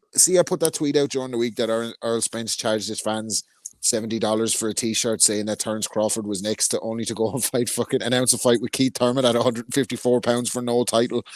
I've had these mental case headbangers having conversations with themselves for the last 3 days because I put that tweet out, defending Earl Spence as if he's Canelo or something, and he should just do what he pleases and this, that, and the third. Absolute fucking no case. The sport is finished, man. Finished, because you've got people supporting this. There's more people kind of supporting fighters doing what they want than getting them together. It's a joke. But anyway, fucking, I digress. Carry on. No, well said, Rob. Well said, absolutely. If we don't get to it this week, we might get to it next week. I know Oscar's kind of saying that Garcia, Tank Davis is hanging in the balance at the moment. So the sport's on skid row. We're just trying to keep it together with an elastic band every Sunday evening. Matty, I tell you what, this is something to look forward to. A bit of positivity on a Sunday evening. In the Casino Miami, Don King Productions, Jonathan Guidry, the shrimp farmer from, where is he from? Louisiana. He's going in against Bermain Stavern. He's only had 31 fights, Stavern. Feels like he's been around forever. On the undercard, you've got Trayshawn Wiggins, whose nickname is Trigger, which is, I'm happy with that one, against Nigel Fennell. It doesn't sound very intimidating to me, to be honest with you. But anyway, Ahmed Albiali is on as well, who once got knocked out by Jean Pascal. What's Don King doing, Matty? Getting the people who deliver his shrimp in the boxing ring? I don't know. This is and Stavern's got to be what, 43, 44-ish in there? You know, I mean, he's doesn't say. He's up there in age. This is just it's a trash fight. I mean, at least he's keeping some people active. Guidry had a pretty good performance recently against someone they didn't expect him to, didn't he, Steve? I think he took Tricky Trev Bryan to a split decision loss. There you go. Yep, there you go. So, yeah, I mean, it's go Don King. I mean, I'm glad you're still putting on fights, but you'd at least hope that he could do better than this. But I'll tell you what, you know, a shrimp fisherman that comes to win against an aging Berman Stavern could actually be an entertaining fight, shockingly enough. We'll see, but I don't know if it's got television or pay-per-view or what, but it's nothing I think I would take the time of day to watch unless there's nothing opposing it.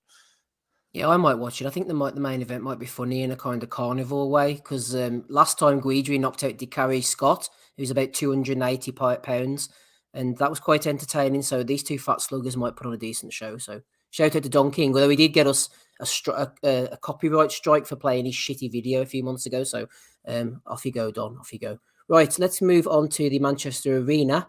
No, it's nothing to do with the bomber tattooed on his back here, but Ben Shalom, boxer, Sky Box Office have got Chris Eubank Jr. against Liam Smith. Undercard looking, Echo Esserman against Chris Congo is a really good fight. Richard Riakport against Christoph Glavaki is a good fight. I'm not sure about Parker against Massey. Fraser Clarkson against another pudding. We're just going to go straight on to the main event, actually. I thought it was a joke at first. We were talking earlier about it being Sky Box Office. World's gone mad. Some people will pay for it, though. Aussie, Liam Smith had a couple of tough fights with Liam Williams. We all saw what Chris Eubank Jr. did. He beat the shit out of Williams. We don't like triangle theories on this pod, so let's throw one in here. Does that have any bearing on the outcome? No, not for me. You know, they boxed at completely different times in their career. Williams had taken a lot of punishment since those Smith fights. So, yeah, I don't take anything from it apart from, maybe Eubank hits a bit harder.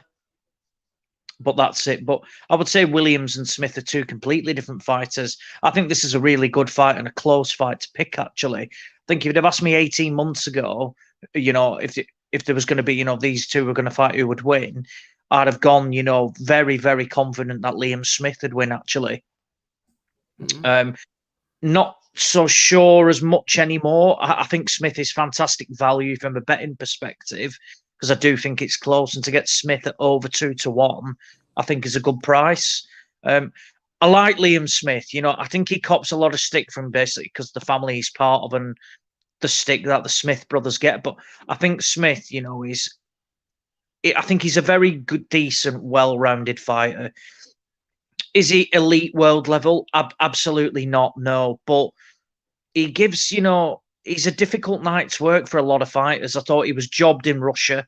I thought, coming off the back of a hell of a lot of inactivity, you could tell it took him a little while to get going, but I thought he won that fight.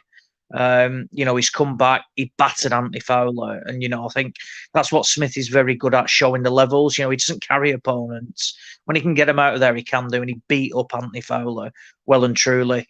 I forget who did he beat last. Jesse Vargas. He beat up Jesse Vargas pretty good. Yeah, beat Jesse Vargas. He battered Sam Eggington as well.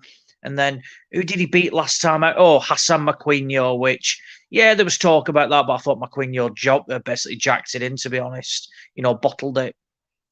Eubank Jr., he kind of is what he is. He went through this phase of trying to, when Roy Jones Jr. came in, he tried to not necessarily adopt a bit of his style, but tried to box a lot more. And that is one thing that Eubank is not. He is not going to outbox you as such. He needs to be explosive. He needs to be quick. He needs to let his hands go. And whilst he's probably not got that concussive one punch, power, what he can do is he can overwhelm people. And he throws shots in, big barrages. And ultimately that can be lights out for a lot of fighters. So I think it's going to be close. Eubank has got arguably an elite chin, so I don't see it going. Smith, being able to get him out of there. And I think if Eubank wins, I think he will stop Smith, more through overwhelming him more than anything else. That's saying, I know I said 18 months ago, I was basically, I'd have been 100% sure. I think I'm going to side with Smith in this. I think Smith's basically the better boxer. Yes, Eubank has probably got some fundamentals that could be a problem for Smith. But I like Smith's work that he can do. I think he works the body well. He has been active, which is something that he's struggled with for a while now. He's operated at a better level. Arguably, yes, he's fallen short. But I actually thought, in the Canelo fight, Smith actually had bits of success in it. He did let his hands go and he did land some shots. And he had terrible prep for it. He suffered a really bad cut. Couldn't spar, so he was essentially just doing road work, and that's it. Eubank Jr., I do question, he's clearly got some power, but how hard does he hit? Mark, he couldn't get rid of Marcus Morrison, things like that. He's an accumulator, isn't he? Like an overwhelmer. Yeah, absolutely. But the fact is that you're not getting rid of someone like Marcus Morrison. Well, we saw what Zach Parker did to Marcus Morrison, so. He's definitely gettable out of there. So I'm going to stick, like sometimes you can overthink it, but, I think, Smith has got the better, better CV. He's operated at a better level. He's active. Eubank is certainly not active as well. I just think Smith might be a bit too cute for him. I think it'll be incredibly close on the cards. But I'll go for, Smith by, a cut 2 or 3 rounds tops. But I think, he'll win on points. You're definitely sticking with that because I think Matty's got the prediction league. Yeah. I'm going to go with Liam Smith via a decision. Well, Ozzy's not the only one, as Matty furiously scribbles that down because Dare's respected boxing pundit, former fighter, says Smith can fight. I think his resume completely outstrips Eubank Jr.'s. He's travelled, turned fights around, proven he's above domestic level and has been around the sport at every level. Smith on points. Yeah. Good shout out there. Jim McDonald Boxing says, don't forget to hit the thumbs up as well. Also a good point from Jim. Hit that thumbs up if you enjoy listening to us on YouTube. Rob, one thing that I've noticed here, the Roy Jones situation, I was looking to see, is Jones still involved? Is he not? He's making comments saying he's not preparing Eubank for Smith. He's preparing him for the likes of Canelo or Golovkin, but that's more of a metaphorical thing. He means he's kind of looking past Smith. He's preparing him for the bigger fights, and he is in camp here. How do you think the Jones thing's working out, Rob? Because at a time, Eubank Jr. kind of tried to mirror the unmirrorable Roy Jones, and he kind of got away from a style that had brought him great success. I don't know. A good friend of mine, Jason Murphy from Exeter, top soccer player, he's a big fight fan. He asked me the other day, he was like, am I missing something? Like, why is Smith 3-1 here to beat Eubank? Like, surely every time Eubank's gone up the levels, he's been found out.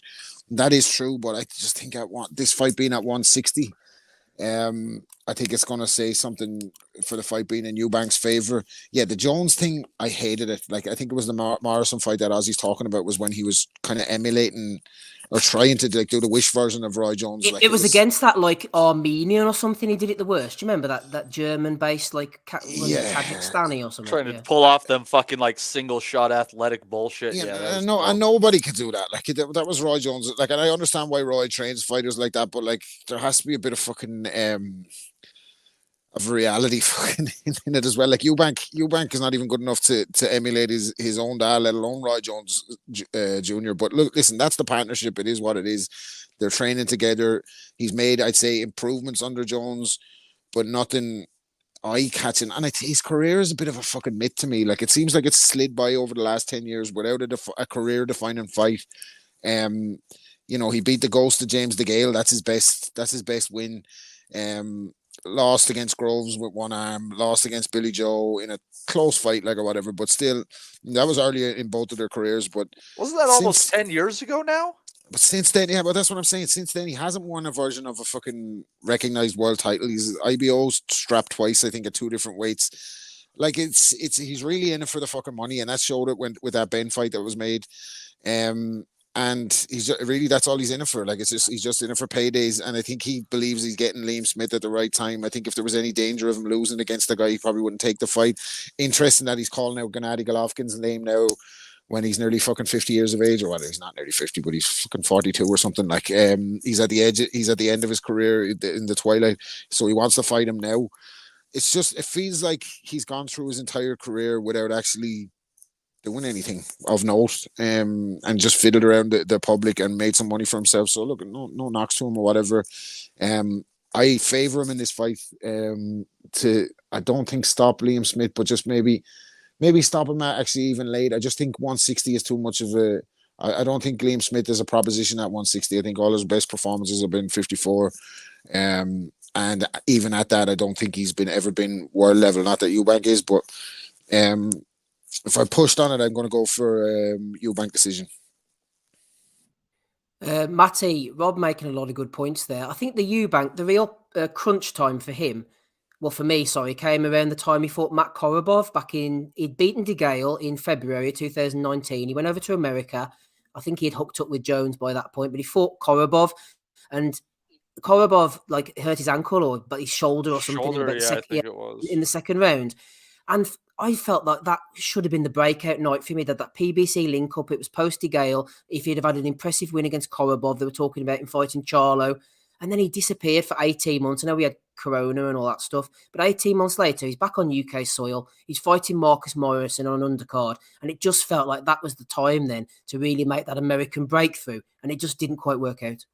Well, honestly, I think that if Korobov hadn't injured himself, I think he was going to be a fucking nightmare. I agree. For Eubank. I don't think that was any, given that was his coming out party. That could have been his undoing, actually. But you would think, like basically Rob has said, that everything points in the direction of a Eubank victory in this one. But one of the things that's lingering in my mind, Steve, is that maybe he's overtrained. How long has he basically been in training, considering going back to the to when they were trying to make the Conor Ben fight happen, right? I mean, this is, maybe he got a month off in the middle, but he's basically been in hard training for 4 out of 5 months, maybe a little bit more.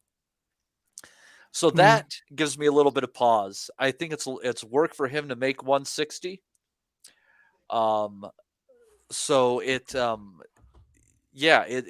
that's the one thing holding me off on this, and it's a really difficult decision, and everyone's throwing in their opinions, Steve, and it's we were trying to get to this regularly, but it would hopefully I was wanting to randomize this, and I got these pieces of paper here to pick from. I'm going to throw them on the floor here, and we'll try to go in order from here because I don't want anyone to get screwed.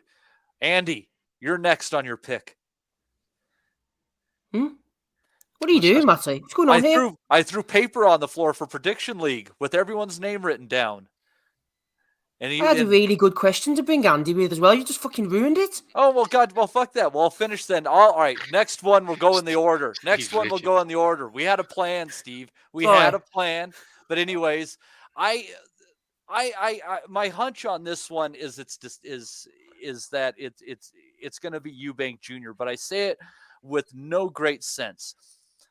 I think if he's wanting to really make a point, though, and he's wanting to get the Golovkin fight, make it so that it's a fight that people want to see, produces the money to get Golovkin over there to your side of the world, I think that he's going to have to put in a hell of a performance in this one. He had his chance to fight Golovkin 6 years ago, and he lost his pen. What's he playing at? It's old man Golovkin now. It's not as scary of a proposition, you know. So I'm gonna echo Rob. I'm going Eubank points, but I am doing it with extreme hesitation, and I might just take a value punt on Williams on this one, just because it's a long time training, and you wonder if he's phoning it in. Smith, you're getting your Liams mixed up. Or sorry, Smith. Sorry, Smith. It's just I think I worry that Eubank could be one of two things: one, phoning it in; two, he could be overtrained, and that's my hesitations on this. So I'm going Eubank points against my own intuition on this one. Okay, right. Yeah, Andy.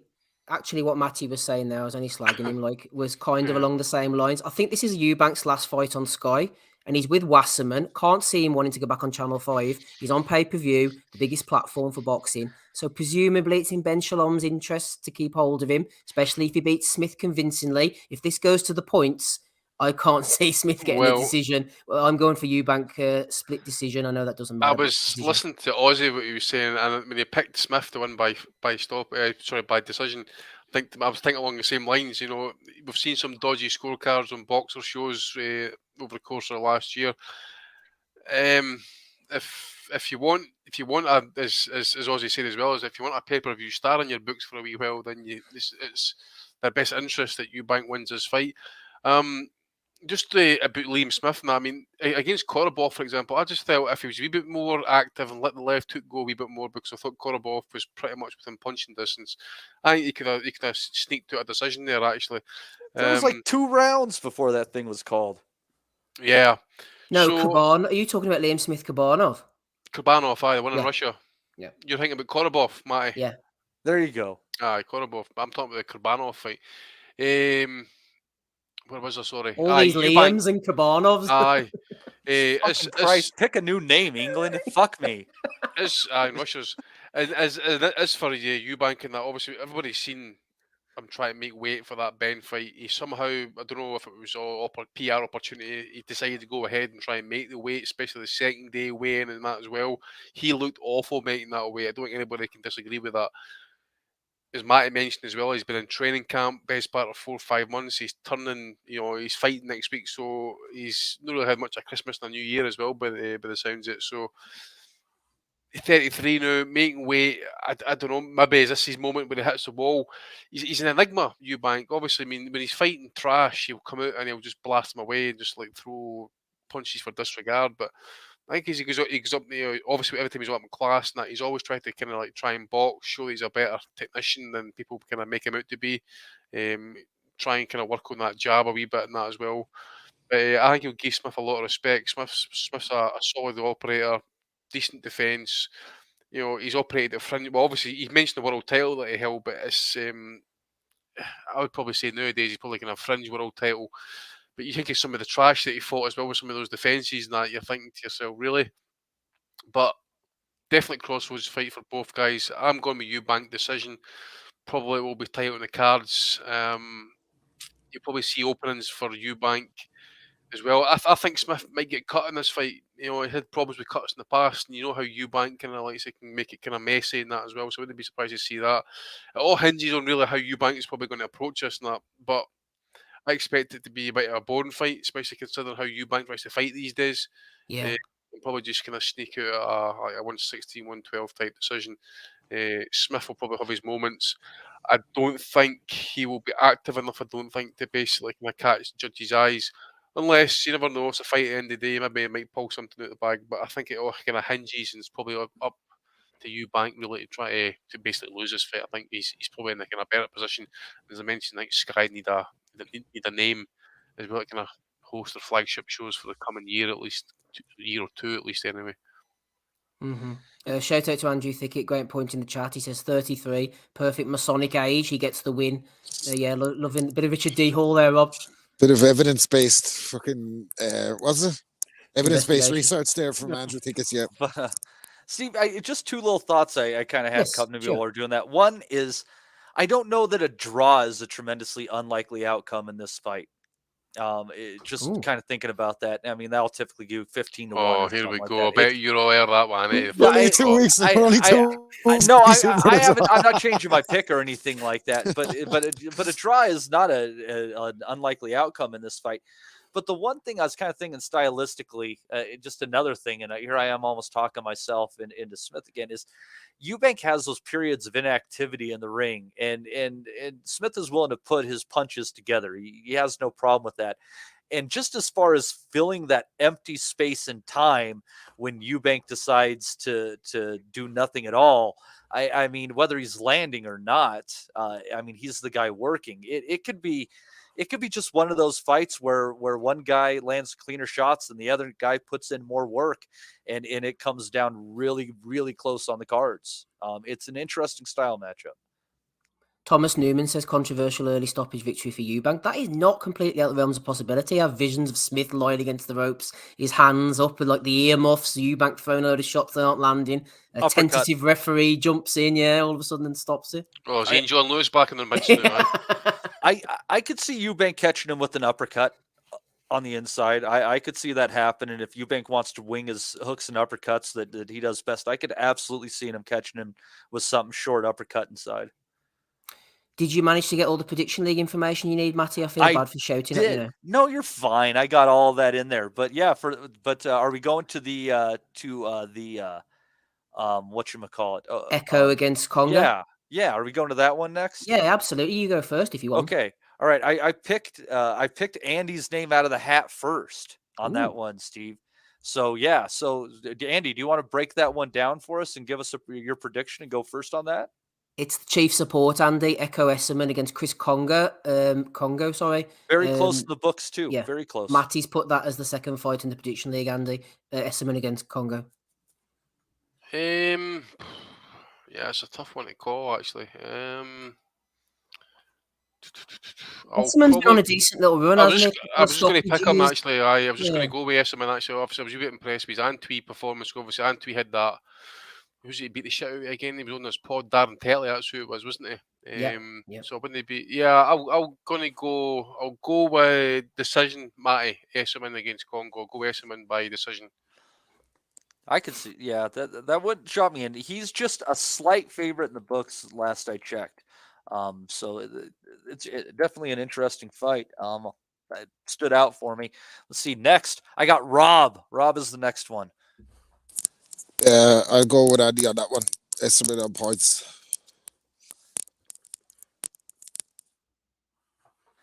All right. And then next up, we got Oz. Esserman on points. Really? Yeah. Good fight. Good fighter, Echo Esserman. Very, very good. High work rate. Incredibly difficult to beat. I think he's been impressive in everything that he's done. He can box, boxed at a high level as an amateur. I think he's, we'll say, cruised through, but yeah, do you know what he has? I think his most difficult fight was probably his last one was against Samuel Antwi. And after a slowish start, he really went through the gears and ended up winning a wide points decision. Congo, became well and truly unstuck against Michael McKinson, was dropped as well.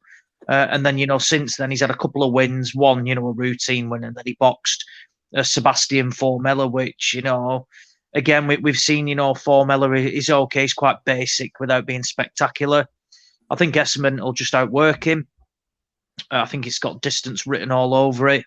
I think there's a reason that, Queensberry have allowed, Esserman to jump on this show and defend his titles because they fully believe he'll win, and I'll stick with the champion. And I think I think this will be. I think if he gets this, he'll win his British title outright. I'm pretty sure. So, yeah, certainly sticking with Esserman on this one on a decision win. All right, Steve. There's two left. Let's see if it's you or me going first. Oh, it's me. And Steve, I'll tell you, I'm gonna go Esseman, but I'm gonna go with the stoppage on this one. And I know you look at their records and you'd say, well, that doesn't make much sense. But let me offer 2 points on that. Yes. Getting dropped by Michael McKinson is not a good sign for Congo. And Esseman, in his ledger of stoppages, has broken people's ribs and fractured a jaw. I think he's a better puncher than his record suggests, and I think Congo is lacking in defense. So I'm going to go Esseman by a stoppage here. That's my lean. That's my little lean. You'll get a good price on that.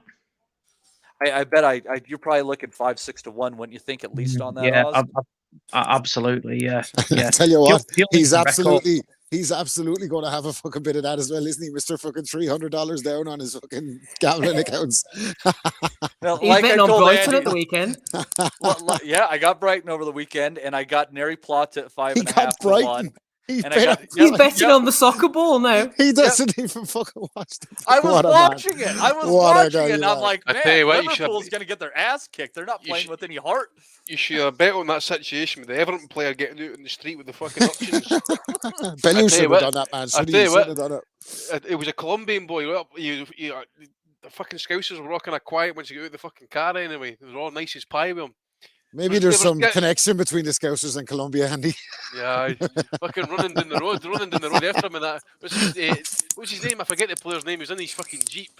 And they run down the road after him and done fucking nothing. Absolutely fucking. I thought it was an Italian ultras man and they fucking burnt his car out just to get him out the fucking car. I mean, we don't like to see that, do we? No, of course we do. But the way he's gone anyway, the Everton fans are going to fucking burn the stadium before anything happens. Fucking Jesus. Steve, I remember you were a big Congo fan, and I think you directly said that you gave him the kiss of death after that McKinson fight. Are you back aboard the Congo train at this moment? No, I'm writing him off. I liked him after he beat who was that Alcesta fighter he beat, the young fella? Can't remember his name off the top of my head, but he beat him, and I was on the Congo train. I was wondering why nobody had signed him up, and I thought he's very talented. I still think that too. I know Esseman at times does have lulls in fights, but it's up to the opponents to take advantage of that. Tetley did to a certain degree, as Ozzy said early on. Samuel Antwi did as well. But Congo, I don't think he's got that urgency. Something a bit lethargic about him. And Esseman's very awkward. And he hits a bit harder, as you said, than people suggest. So I think it's got Esseman points for me. You have made a convincing case for the stoppage as well, because you could see if Congo going into his shell, he got caught by McKinton, as you say, Esseman could put it on him. But I'm going for the safe bet of Esseman on points. I think he's matured really nicely. And I would love to see, Ozzy mentioned about them sending him over from BT Sports. I remember back in the day, that Frank sent over Bradley Skeet to fight Sam Eggington for the Commonwealth and British on Sky, and he had big, massive Box Nation stickers on the side of his shorts for everyone to see. So hopefully Esseman will pull off a similar trick this weekend. I just noticed as well, Esseman's got a top 10 ranking with IBF. I noticed they've got this shitty IBF European title on the line, plus a WBC bobble, British Commonwealth title. So I would imagine if Esseman is successful here, he will climb up the rankings pretty big.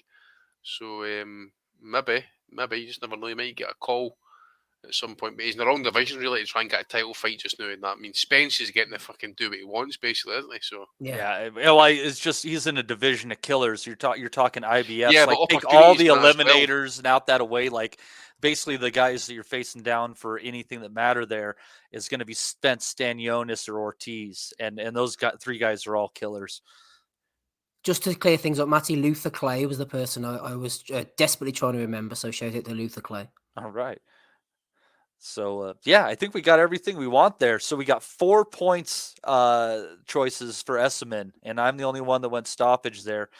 We also got this going on in the Patreon group. The gals are going to pick over there, and it's still early in the league. You've only missed 1 week like Oz did, so we're only 3 points behind, while me and Oz, that is, because I didn't get anything right and he wasn't here. But then we got Steve and Rob 1 point behind Dear Andy there. So, we'll see how this thing shakes out. Like I said, if you want to get in on the action, you can always join up with our Patreon. We'll get you into the Boxing Nutters group, and you can get in with that and all the great chat that we have in there. Great bunch of people in there, and we have some good bullshit sessions for sure. Yep, Enjoying yourselves over on patreon.com/boxing asylum. That is all of the action that we've got for next weekend. Looking forward to Smith against Eubank and a bit of Guidry as well, and whatever's coming afterwards. Obviously, Charlo's Hughes not taking place, but There is a showbox card on Friday night. There's nothing that I really saw on there to speak of that I thought was, the fights were that interesting just on eye level. But Otto Wallin is somewhere down that card, and they always have some prospects on there. So if you're looking for something when you guys wake up on Saturday morning, you should be able to get some fresh showbox action when you wake up. Yeah, the Friday night cards are sometimes good, Matty. A bit of Pro Box Live, bit of Show Box. They do tend to be well matched, if nothing else. Samson Lukovic does a lot of the matchmaking.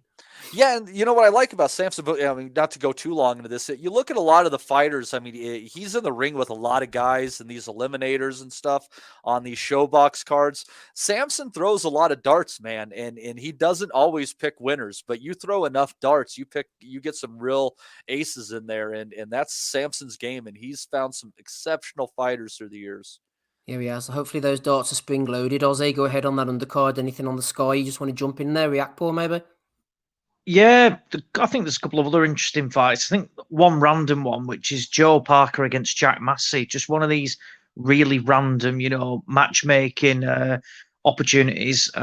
I'm good. It's good to see Parker, bouncing back, and staying active.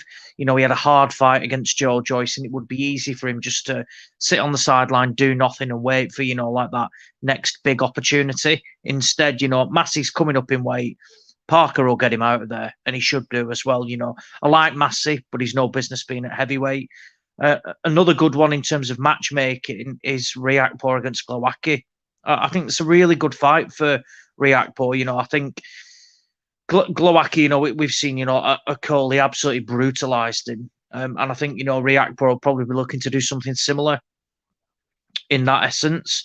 But that's saying, though, I like Riakporhe, but at the same time, I've not always been sold on him. I thought the Dion Juma win was quite good for him, actually. But, I think, I thought Billum Smith, could have easily got that win.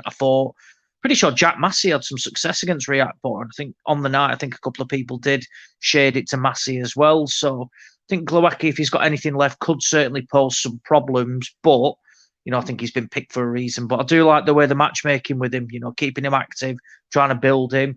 And they're ultimately eyeing up that, WBC title for Ilunga Makabu. A couple of other prospects on the card. And then the only other one is Fraser Clark.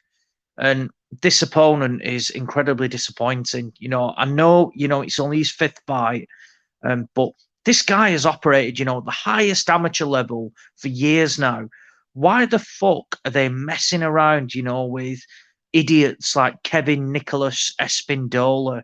I mean, who the fuck is that guy? He's coming over. He's not going to come to win. Solomon Dacre's beat him, basically comfortably.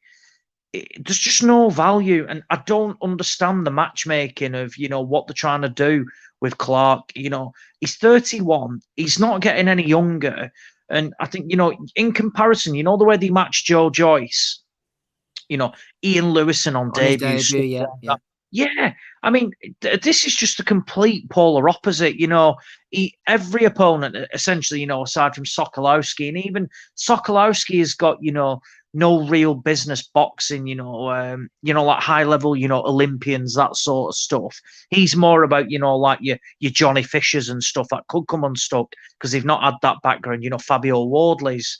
Whereas, Fraser Clark shouldn't be boxing like a Sokolowski unless it's going to be on debut or something, The rest of it, his career at the moment is a complete disappointment. And, for somebody, Sky don't really have that big heavyweight name, that there certainly plays in the cruiserweight game. But when it comes to heavyweights, they don't really have anybody. And the one that they've got, they're just bumming around with him and putting him in with trash. And, unless they're going to eye up, a bigger fight next. But I'd love to know who it's going to be because there's fights to be made, quite easily.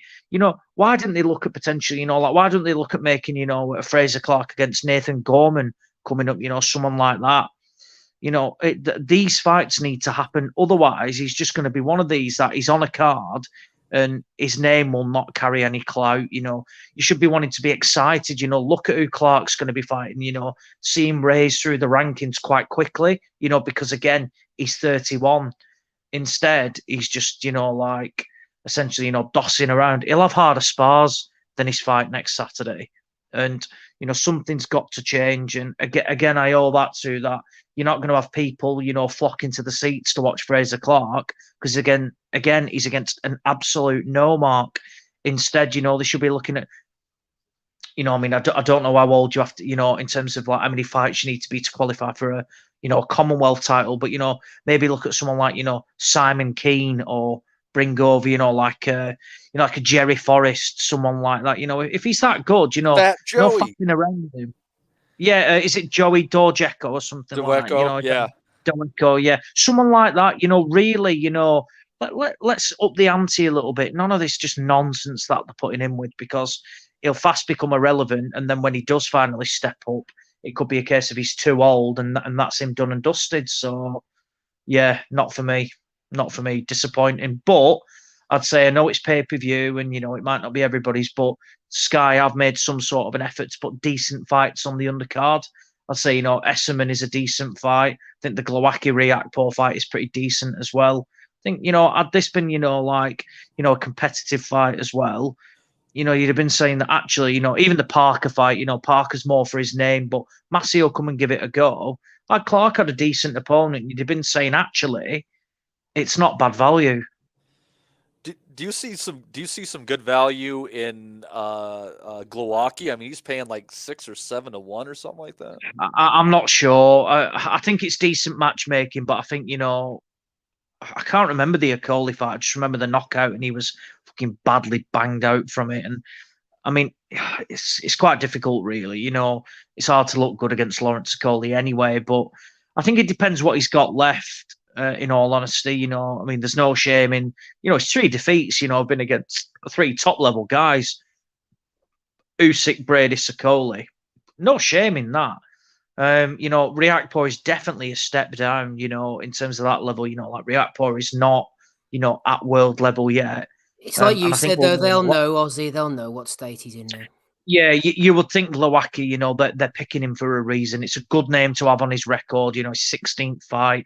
Ex-world champion, certainly, name carries clout. We'll wait and see. But I think, from a betting perspective, Liam Smith has got more chance of winning than Glowacki, if that makes sense. No, yeah, absolutely. And I mean, that's what the books are saying too, for sure. Yeah. Follow the books, that's what I say. Right, boys, let's move on to Value of the Week for episode 506. You just heard Ozzy there. He's with us. So is Matty, Andy, Rob, and me, Steve. We know all about sexual slavery on this podcast. Being sold into it is a very real proposition, but apparently it's not just out in Russia that you have to fear for yourself. Things are going on afoot. Media in association with boxer Dev Sani, fresh from his Dubai tan. I've got to ask you, how was your first impression of Dubai? I loved it. I thought it was so nice. It was just, I don't know, everywhere you looked, there was just something beautiful to look at. And I felt really safe just walking about. I just never felt in risk of sort of being mugged or potentially bummed. So. Dave, man. The RG boys, pretty safe, boys. Steve, what kind of a neighborhood is he living in? A rough one by all accounts. Rough and tough. Where you're just like you're wondering, like, will I get raped today? I mean, that's some rough shit. Like, you're in a position there. Like, what do? Do you just like put on a chastity belt and go for an extra layer of protection? Do you just accept your fate and lube up every morning so you're not in as much pain? Like these Devin are the Haney questions. went in raw without no protection. Yeah, these are the questions he's asking. Well, Matty, friend of the pod, Dev Sani, does listen to the pod, so maybe he'll slide into your DMs and give you the answers you're searching for. Huh? Well, but might not be prepared for those answers, though. I'm not prepared for very much anymore, Andy. Not prepared for 2 Bob Kellys. We've got two for the price of 1 here. You got an impersonator, Rob. You there, Rob? I don't know. Seem to have lost him.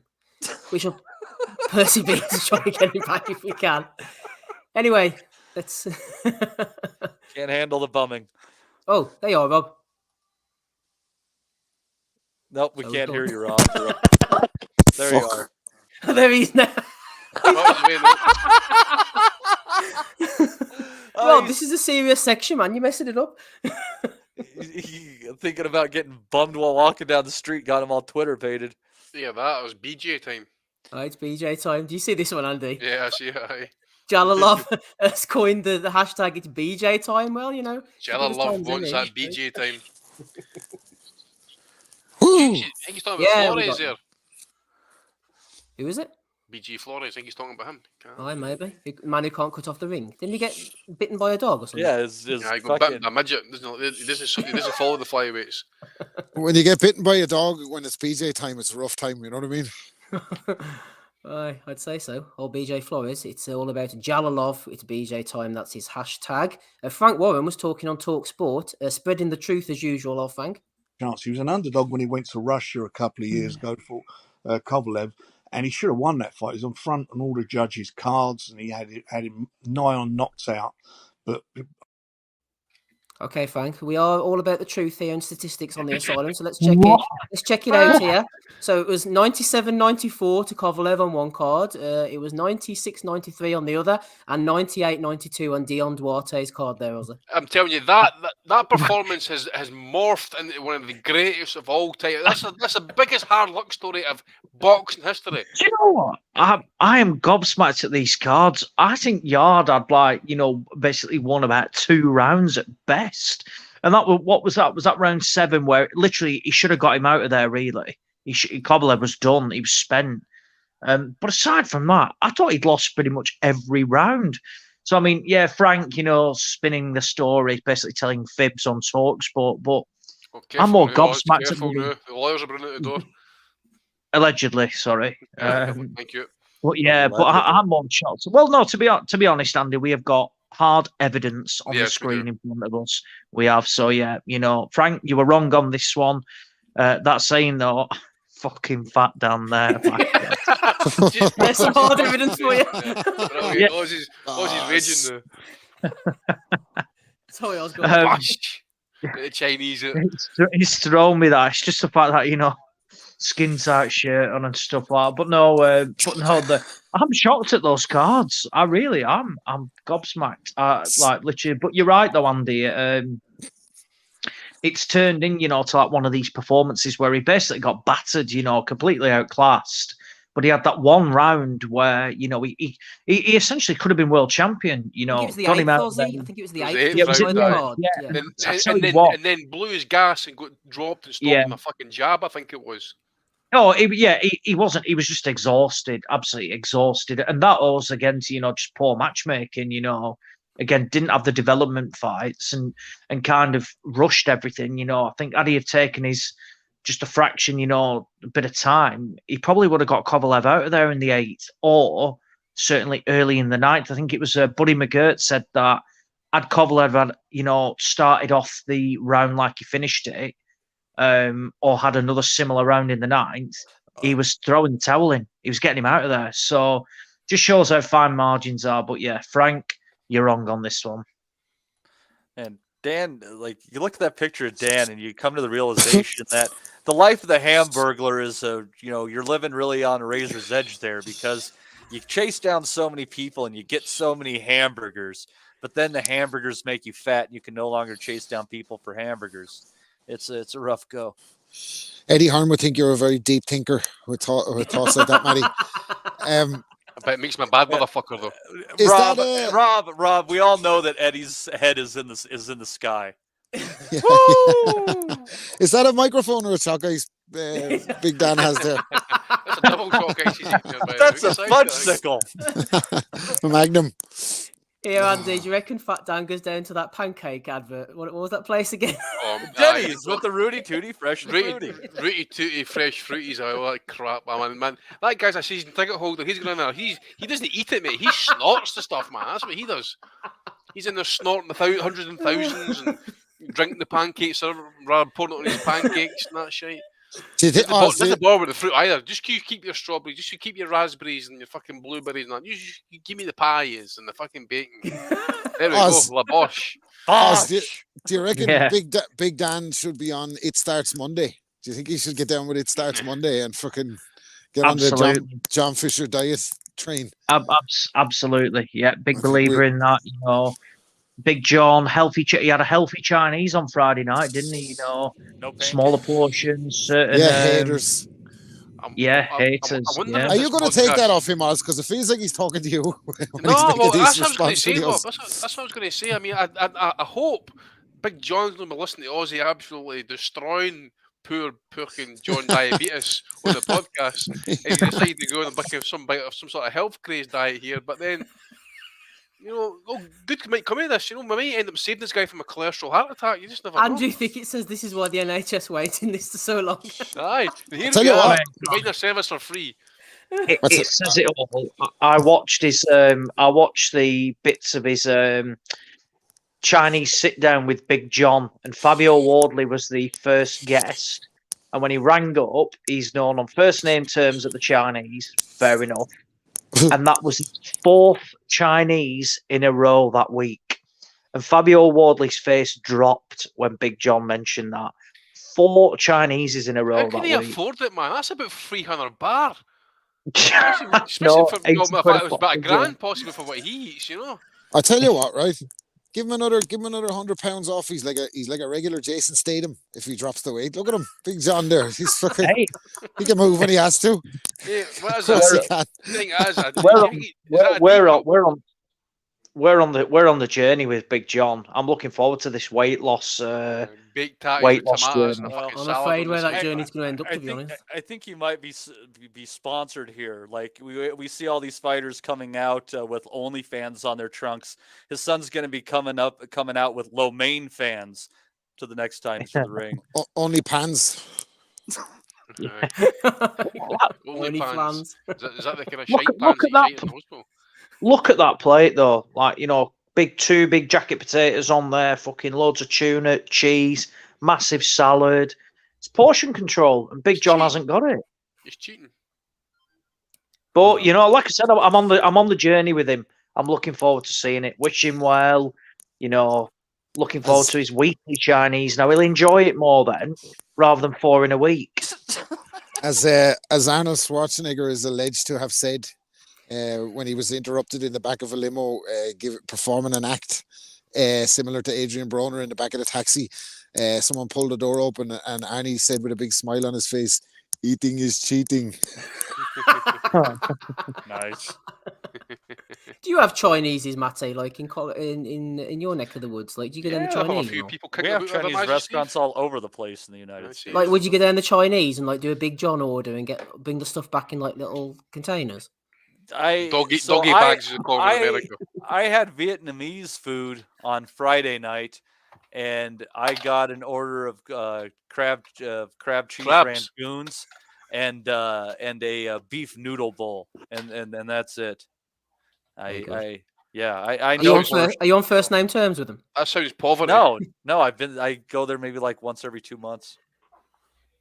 There you are. Get the noodles out. The burrito place knows me pretty well, but that's another story. Talking of the journey, Andy, what about this one? Night of Champions, DKM Plush Boxing proudly presents, I don't think there's too much proud about this, John D.P. Shaw against Danny Williams, Saturday the 1st of April. This ain't no April Fools. Indigo Heavyweight Championship match. Is that the Danny Williams? Yeah. The fought Klitschko. The fought Tyson. God. Mate, come Who is on. this Shaw guy? I don't know. Fucking, so he's look at the size of that motherfucker's chin. Look at that shit.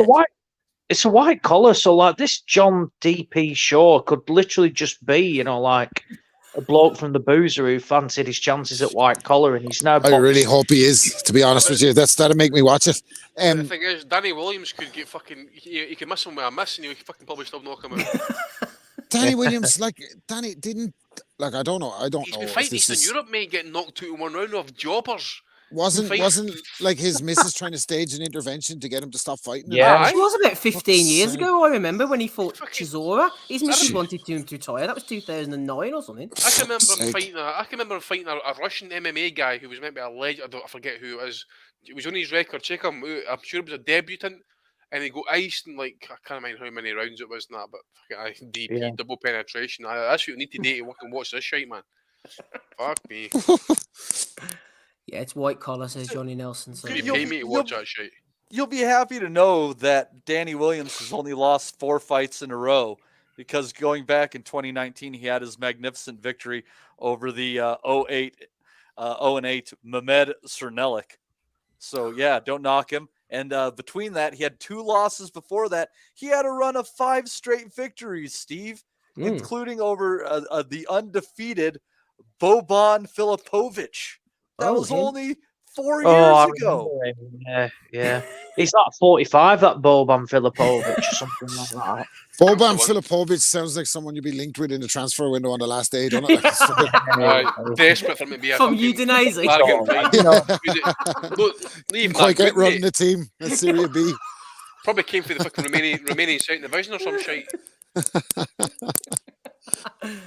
Oh, brilliant. Right, what we got here? Eddie Hearn, promoter of the year, Andy. Fuck him. Oh, hey, I've got tons of Eddie Hearn fucking nominations when you come to this one. Go on. What's going on here? That's just one of them. This is I'm obviously talking about Eddie, about Joshua having his comeback fight, potentially against, was it Jermaine Franklin? Just listen to the shit. You go into that fight in April, you know that with a defeat, it's all over, really. It would be a third back-to-back defeat. This is the most excited I've been for I've been on AJ's journey so far, because it's exciting, a great performance, and a showreel knockout gets everyone saying, we're back, baby. Meanwhile, in the background, Eddie Hearn's trying to get the IBF to do the fucking dirty on Usyk and Fury to try and get fucking Usyk to fight fucking, what's his name? The Croatian Hrgović. Hrgović. Yeah, fuck. What the fuck is he trying to sell us here now? I told you all, by the way, that the list of fucking opponents for AJ's comeback fight was limited. You started looking into it in great detail. Frank Warren's stable, and then you're taking the PBC and that, as well as he is shit out of options. Dempsey McKean, man. Fuck me. I can't believe he was even quoted. Jermaine Franklin. I mean, am I right in saying Jermaine Franklin is the guy who ran Dillian White close a few weeks ago? Aye, they're like, there's a story.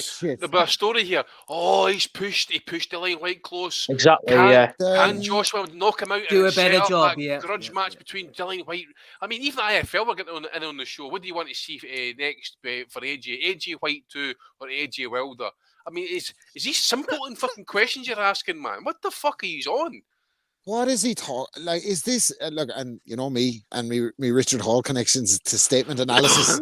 But you're talking here when you hear him say, with defeat it's all over. Really, it'd be a third back-to-back defeat. Well, that's what they're afraid of, making the White fight straight away. So that'll tell you exactly where AJ is. Like, this is fucking terrible for the guy. They're trying to steal a title in the back door, mate, as well. That's what they're trying to do. They're trying to get AJ Hrgović made on the fucking sly. Maybe try and get Usyk to kind of get vacated of the belt, and guess who's going to slot in there at #1 contender? Unbelievable. Fucking nice, man. They did Franklin as an opponent for Joshua is embarrassing, man. That is fucking embarrassing. They did it with Travis Martin back in the day. They used the politics to their fucking advantage, and they're trying to do it again. But thankfully, the IBF have held up the end of the bargain and says, nope, not happening. Jermaine Franklin, honest to God, man. Like, Jesus, I heard some nutters in the fucking IFL comments and they were like, Otto Wallin would be a good warm-up for White. Otto Wallin to beat Joshua. Talking about, he's not fucking, they're not putting him in with Otto fucking Wallin. No chance. The fact they'd be better looking at someone like Zhile Zhang, or someone like that for Joshua. Not Zhile Zhang or even Dempsey McKean, but the fact that they won't give him Dempsey McKean because he's a southpaw probably fucking make him look worse. He's on shaky ground. Another change of trainers and all. Like, this fucking, we laughed and poked fun of his. We've poked fun at his breakdown and all, obviously, because we were doing the post-fight pod live and we had our fun with it. But the guy's clearly fucking had some kind of fucking serious breakdown. Like, another fucking trainer move after 2 fights with. One fight with Robert Garcia, he's ditched fucking, what's his name, Birmingham fella. I was going to say there what his name was. Yeah, McCracken. He's ditched McCracken. He's now ditched Garcia. He's going to Derek James, the I'm not Charlos, sure and about fucking that Spence's link-up, man. trainer. I don't think that's ever been done before at elite level, where a fighter's chopped and changed trainers 3 times in a row and had a good outcome. Now, there's a very fucking capable trainer available out there for him, who'd be able to give him a dossier and a fucking Unrivaled match analysis. report, Jane Davison. unrivaled analysis. What you got to understand, Cougs, is you got to put the pressure on, but you then got to be intelligent enough to depress the pressure that you put on your opponent. Right? And jab. Yeah, and you have to try and play high up the pitch as well. It's very important these days. Like, fucking moron. But anyway, yeah, no, what is this? Like, AJ Franklin, Eddie, would you fuck off, man? Even Eddie, fucking cop on. Like, Jesus Christ. Yeah, these would you rather questions that they're asking polls. I'd like to poll people a real humdinger of a question here. Would you rather have a really good ham sandwich or stick your dick in a toaster? You tell me. Is a toaster actually switched on at that point? Oh yeah, it is. You're coming out with grill marks. That's fine. No, as long as you can pour some water on me at the same time, then we can be done with this shit. Then yeah, fine. I bet about 3 weeks ago you really would have taken that up. Just you're fucking right, I would have, man. I took a You bullet. were taking the toaster to the bath with him, weren't you, then, Andy? I was taking the shower with him, mate. I was even had a guy outside with a gun just to make sure I fucking finished the job. Then the kid looks you in the eyes and says, "I love you, Dad," and you're like, "God fucking damn it!" I was raising when he came out. I had the gun ready. But the rat needed it back. Who knows where it was supplied, allegedly. Fuck's sake. I heard that remember came out of that hotel. Great bunch of lads. Regency. Oh dear. Rick Glazer's back, everybody, on Twitter, thankfully. Fuck. My suspension by Twitter is over. I'm back. Must get rid of him, Andy, or something. Maybe the toaster in the bath for Rick. Man, fucking Daniel Kinahan's fucking need to get Rick Glazer a job here. By the way, he's got his Twitter back. Needs to get him back in the fold, back in the saddle, promoting fuck all, putting on no shows, a fucking absolute irrelevance to our life, this podcast and boxing in general. Fuck him. Unrivaled work. Here's another show. Bad Promotions presents There Will Be Blood, January the 14th, 2022. Reserve your spot at Bad Promotions. There will be blood is the tagline. Well, apparently not, because they later made an announcement. We are disappointed to announce that 7 of our fighters on our event this weekend have been popped for having fake blood work. What? We held up our end on the boxing side, as 7? this was a hybrid event that teamed up with Slaughterhouse Management to handle the bare knuckle side. Unfortunately, all the fighters handled by them submitted fake blood work in a sport where blood is exchanged frequently. We apologise to everyone. So apparently there won't be blood. Let me see this, by the way. That card might be AIDS, Andy. Is that what you're going to say? That might be AIDS, it might be HIV, it could be hepatitis B or C. But I'll tell you fucking right now, right? If that is what poverty level cards are putting on, 7 fighters are fucking filming blood work, right? What the fuck's the professional cards putting on, by the way? Hey, what's that telling you? Fucking 90% of the cards probably popping hot fake blood work. I mean, there's almost so much that actually. Who's the fucking doctor signing off on this shit? I don't know. Slaughterhouse. Dr. Joseph Ajao, I think. Aye. Dr. Shawhai. Shawhai, Dr. Shawhai, aye. Shannon Courtney on a comeback.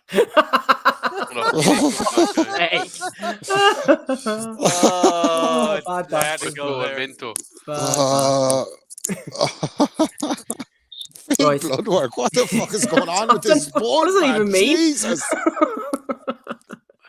Well, they've apologised, all Slaughterhouse Management. Right, let's take things up a notch here. The Guards has been hanging around the Misfits card, and he's been hanging around El Brook. Shout out to MTK Enforcer, Rick Graveal, who has sent me the video here of the Guard on fine form. Were you talented at sports growing up anyway? No, absolutely not. Oh, really? No talent, absolutely. I have 0 talent. Because you got powerful legs. How'd you get the physique? Was it gym or how'd you get the physique? I've always been. She's actually not got powerful legs. Yeah. Have you not noticed how powerful her legs are? But your power comes through your core, through your legs, through your talk, doesn't it? Yeah. No, and I think that's Mark Tibbs. Those aren't legs, by the way. I know, I've got strong legs. But can we get the legs up over the barrier? The hips and shoulders. That's Mark Tibbs. That's Mark Tibbs training. Elle was up on stage earlier. Yeah. Powerful legs. Powerful legs. I think that's a great one. Straddle that barrier, baby. Fucking love Straddle the the guy. barrier. What a guy. El Jefe and El Brook. What a fucking guy, man. I'll fucking zip tie a fucking dildo to it for you. It's shit like that. He's literally, you can tell the guard is just planning what he's going to do in his fucking basement to her, and he's going to get her and Ebony locked up, fucking chained up in his basement, and he's just going to have his fucking way with them. He's like, He's just, right, I tell you, who's going to show me the you tattoo can first? just tell, mate. He's a dangerous man. He's mad Dangerous for man. legs. Mad for legs. You've a lot of Yeah. tattoos. Shows the tattoos. Mad for the legs, God. Powerful But legs. look at the way he's trying to distract from it, you know, like put it on. Was it Umar that, you know? Yeah, look at she's got strong legs, hasn't she? Well, you're telling us this, you know, nobody else. And how did you get your physique? It's just like, what sort of questions are these? You know, like They're just horny questions, really. All the guard wants to do is to try and test the PSI pressure of those legs with his head between her fucking thighs. By the way, that's what he's trying to do. Fucking Can we get the legs? Can we get the legs up on the fucking? Yeah, can we get the legs up? Yeah, Tell strong us about legs. the physique. Straddle the barrier. Tell me, El. Do you have a shower? Do you have a shower with your strong legs? Here's a question for the pod. How You many save your times? bathwater. How many times do you think Gad has had sex where he didn't have to pay up front for it? I don't know, mate. I mean, as Ozzy says, he's maybe kidnapping folk off the street down to the basement level. You just never know, mate. I don't know, Matty, but Well, I tell you what. you still have to pay up front for that because you need like tools. You'll need like chloroform and handcuffs. He's probably nicks that for fucking hospitals like Jimmy Savile using that King's basement. I tell you what, Matty. We're gonna You get end up sued. Matty, you end up paying for it on the back end anyway, man. Don't worry about it.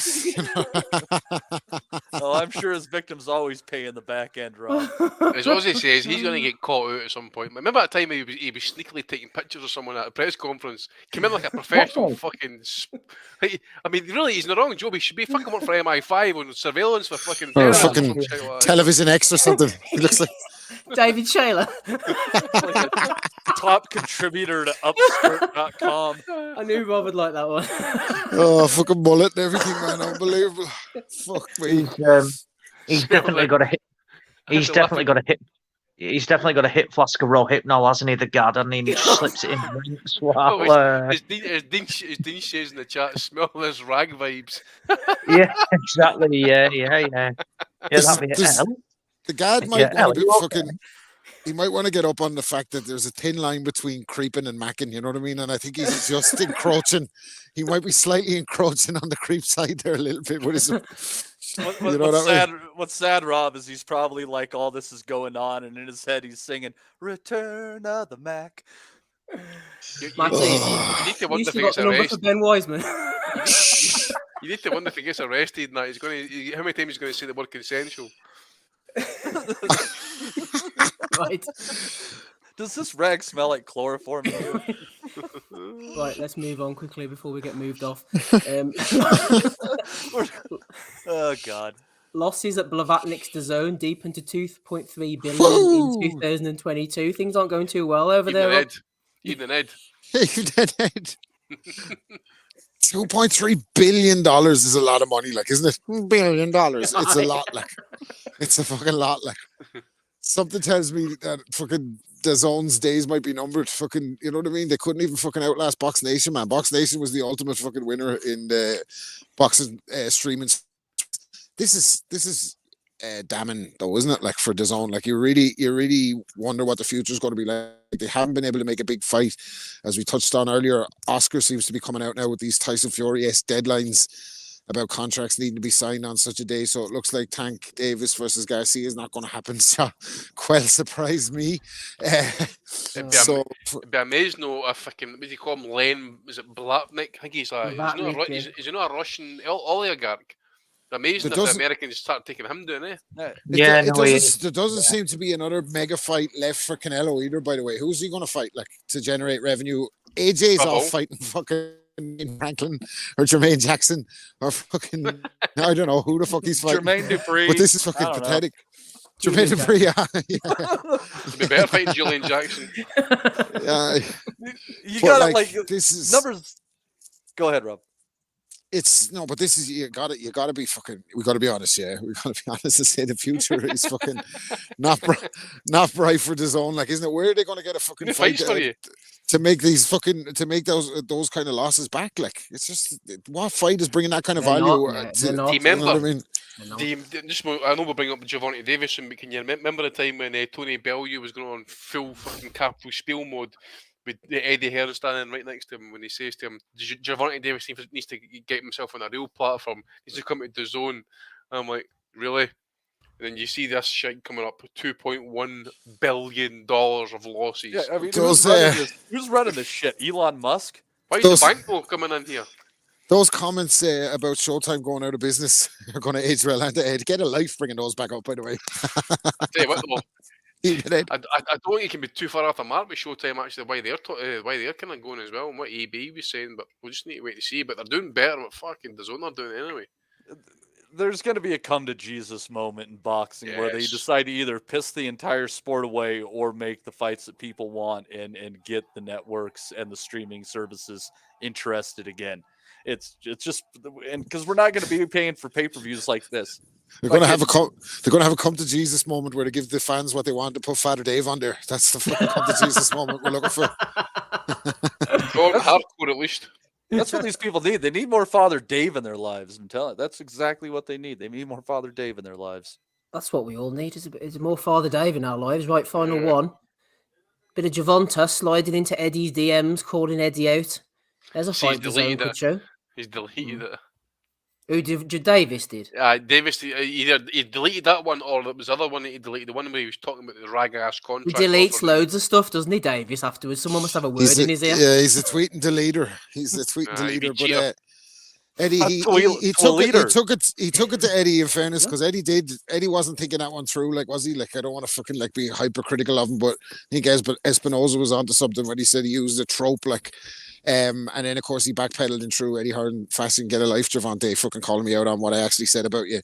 So Javante actually won that round 10-7 because he clapped back at Hearn, didn't he? Said I was fucking articulate and intelligent enough not to sign that bullshit ass contract with you. So that was good enough. He had Eddie on the ropes and then he went in for a typical Tank Davis KO and finished him by sliding into his DMs, didn't he? So even in Edward having a nightmare and actually.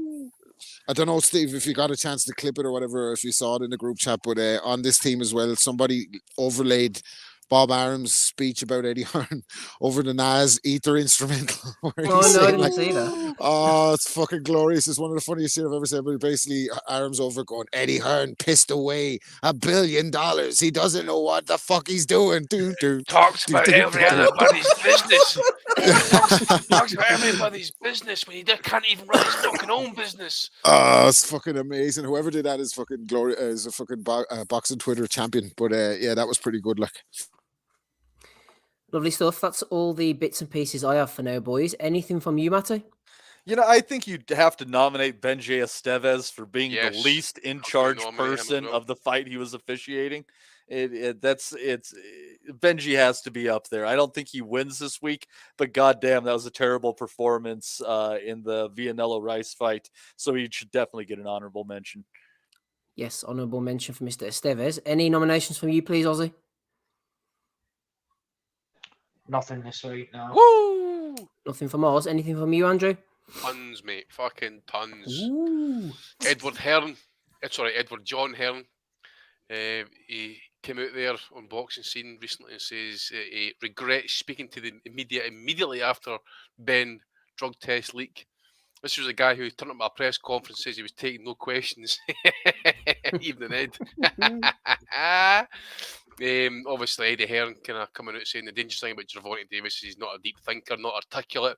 I don't mean that disrespectfully. He's a bad motherfucker like Mike Tyson. First, he brings up Mike Tyson. Mike Tyson's one of the deepest thinkers you can fucking believe in, by the way. What the fuck's he fucking bringing him up for? Racial troopers against black fighters and unintelligent, unthinking people. What the fuck is he all about? Yeah, Mike Tyson's kind of proof that you can read things and still not learn shit. Yeah.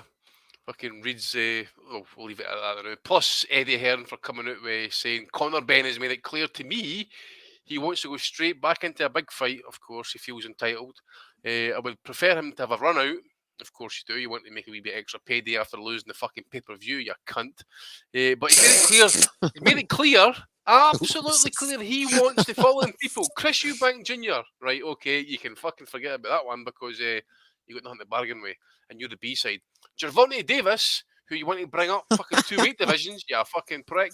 And then you got Kilbrook and Manny Pacquiao, 2 retired fighters. Fuck me. This is got revenge intentions. Fuck you. We still don't know what the fuck happened with There's that the whole B-sample. scenario. We don't There's know. the B-sample, what? There's been no conclusion to the investigation, but they're declaring that he's innocent. He's ready to fight fighters who are not fighting anymore. So, fucking edge of your seat stuff for Conor Bain in 2023. Fuck me. Could not believe it. Calls it 2 retirees, a fucking dwarf, and a guy who's a weight division or 2 bigger than him. Fucking hell, man. And he feels entitled to a big fight as well. We mentioned Hergovic, Usyk, the IBF rescinded the mandatory. Matty mentioned Benji Esteves. That was just outrageous, calling it a headbutt when it was a clear punch. One for Sonny Edwards, actually, not just for the fact that he paid for that Misfits card there last night. He gets bodied off fucking Mike Coppinger of all people. Sonny Edwards posted a picture out there. He says he just spent £12 to watch KSI and he's getting this message. It says, our apologies, please try again. I can't really make it out, it's not too clear here, but basically he couldn't get the fight on the DAZN app, basically. He's got a big error message. Mike Coppinger tweets back, he says, to be fair, anyone who spends money to watch KSI box deserves this treatment. So Sonny getting bodied off Mike Coppinger. Fucking even Bob Arden, they get fucking bodied off. Get him out of here, Sonny. Get him out of here. Tony Bellew. Now, I know we mentioned the Everton result there yesterday. I know it's no box related, but Tony Bellew is box related. So Tony's fucking raging at the Everton fans there. Those little street urchins for chasing the players down the street outside Goodison Park there last night. He's like, this is not right. Think about what this is portraying us as. He's a kid trying to go home after playing for his club. I get we're all frustrated and had enough, but this is not the right way. Who's going to want to come back and fight or play for us after seeing this? It's a mess. This will be the same Tony Bellew who was in the stands pre-fight against the Alinga Makabu when he was saying that the steward used to hassle him at Goodison because he'd be up on the seats fucking jumping about, shouting like a fucking maniac. You just know if Tony Bellew wasn't known as to who he is, he'd be out in the fucking streets there last night chasing the fucking players down the road. Guarantee it. So Tony Bellew will put him up for that as well. He has been a hooligan himself, so he is entitled to an opinion. He has. He's been running about the nightclubs and that as well, which we'll get into actually because we'll not get into it. Anyways, and I've got the last one for Ness deGrasse. What's the podcast called again? The Boxing Voice. So Ness, as Rob mentioned earlier on there about Errol Spence bringing out those T-shirts about Terence Crawford. Terence Crawford's next, and he's raging Ness deGrasse. He's absolutely fucking raging. Ness is exposing Errol Spence in his podcast, call him a liar and scamming the boxing world. Anyway, he ends off his fucking rant and says, "You'll never be me. You'll never be me, bitches." So that, you'll never be me. That would be a fucking federal informant. Wired up. So Ness deGrasse, you say, Steve, wired up. For then fucking wired to the moon for the feds, baby. So one for Ness deGrasse, and that's enough for me, mate. Fantastic stuff. Thank you very much, Andy. What about yourself, Rob? Oh yeah, I've got a great lad who was down with a great bunch of lads. Ben Davison took to Instagram last week with the caption "Throwback" and a little insight to some work myself and Lee Wiley delivered for Real Devin Haney ahead of his undisputed clash with George Kambosos Jr. Some clips of the scouting report, along with some clips of the debrief details. He says, and this is what it says. This was the great advice he gave. Kambosos falls into a predictable rhythm while stepping around or shuffling back. As his back foot slides out, his upper body lurches forward, bringing his head in range. With his hands low, in brackets, not in a defensive position, with his hands low, not in a defensive position, and his weight over the front foot, your long, sharp jab will find the mark. Well, that is unrivaled work, man. He basically said fucking Kambosos puts his head in range, he should hit him. So I've never seen stuff like it. I mean, I'm sure fucking Eddie Hutch is looking there. Eddie Hutch is looking there. Ben Davison reminds me of a CIA agent, by the way. He does all this talking, but he's good at explaining stuff by not exactly telling you anything, really. So... pathetic. We were at an 0-1 boxer. Conor McGregor was exposed this week, similar to similar to Al Bernstein with his likes. And whatever you're into, I'm not judging him. But apparently he liked a video from Come Videos Gay of a fella doing an intense hand motion. So that's what he liked anyway. And everyone was like, "Your likes are on public, man. What are you doing?" So I don't know what's going on there. But yeah, that's enough for me, I think.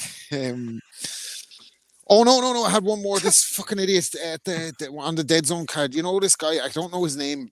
It's going to come to me, but he's a former MMA fighter or something, and he hit your man Dylan Dennis outside the press conference, didn't he? At that fucking Cali was running around off his nut. Remember? Was that your man Taylor? Was he? Yeah, him. Anthony Taylor.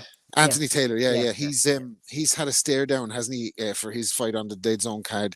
And while the two of them are head to head, he just starts singing Jodeci's "Freaking You" at the top of his voice. That starts off, "Every time I close my eyes, I wake up feeling so horny," to his opponent. So I don't know what the fuck is going on with this guy, but he won't fuck off, man. He was in Dubai, wasn't he? Calling out Floyd, telling Floyd he's a nuisance in him. Yeah, and Floyd was like, "Put the fucking gloves on this guy and get him in here," like.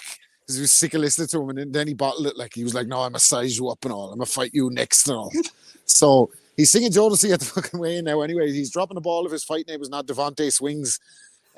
Maybe some of the listeners will get that one, most of them won't. But yes, he's definitely on a fucking on an interesting trajectory. This guy, so he won't piss off either. But yeah, boxer size bait, man. What a fucking unrivaled work. Like basically hit the guy and don't let him hit you.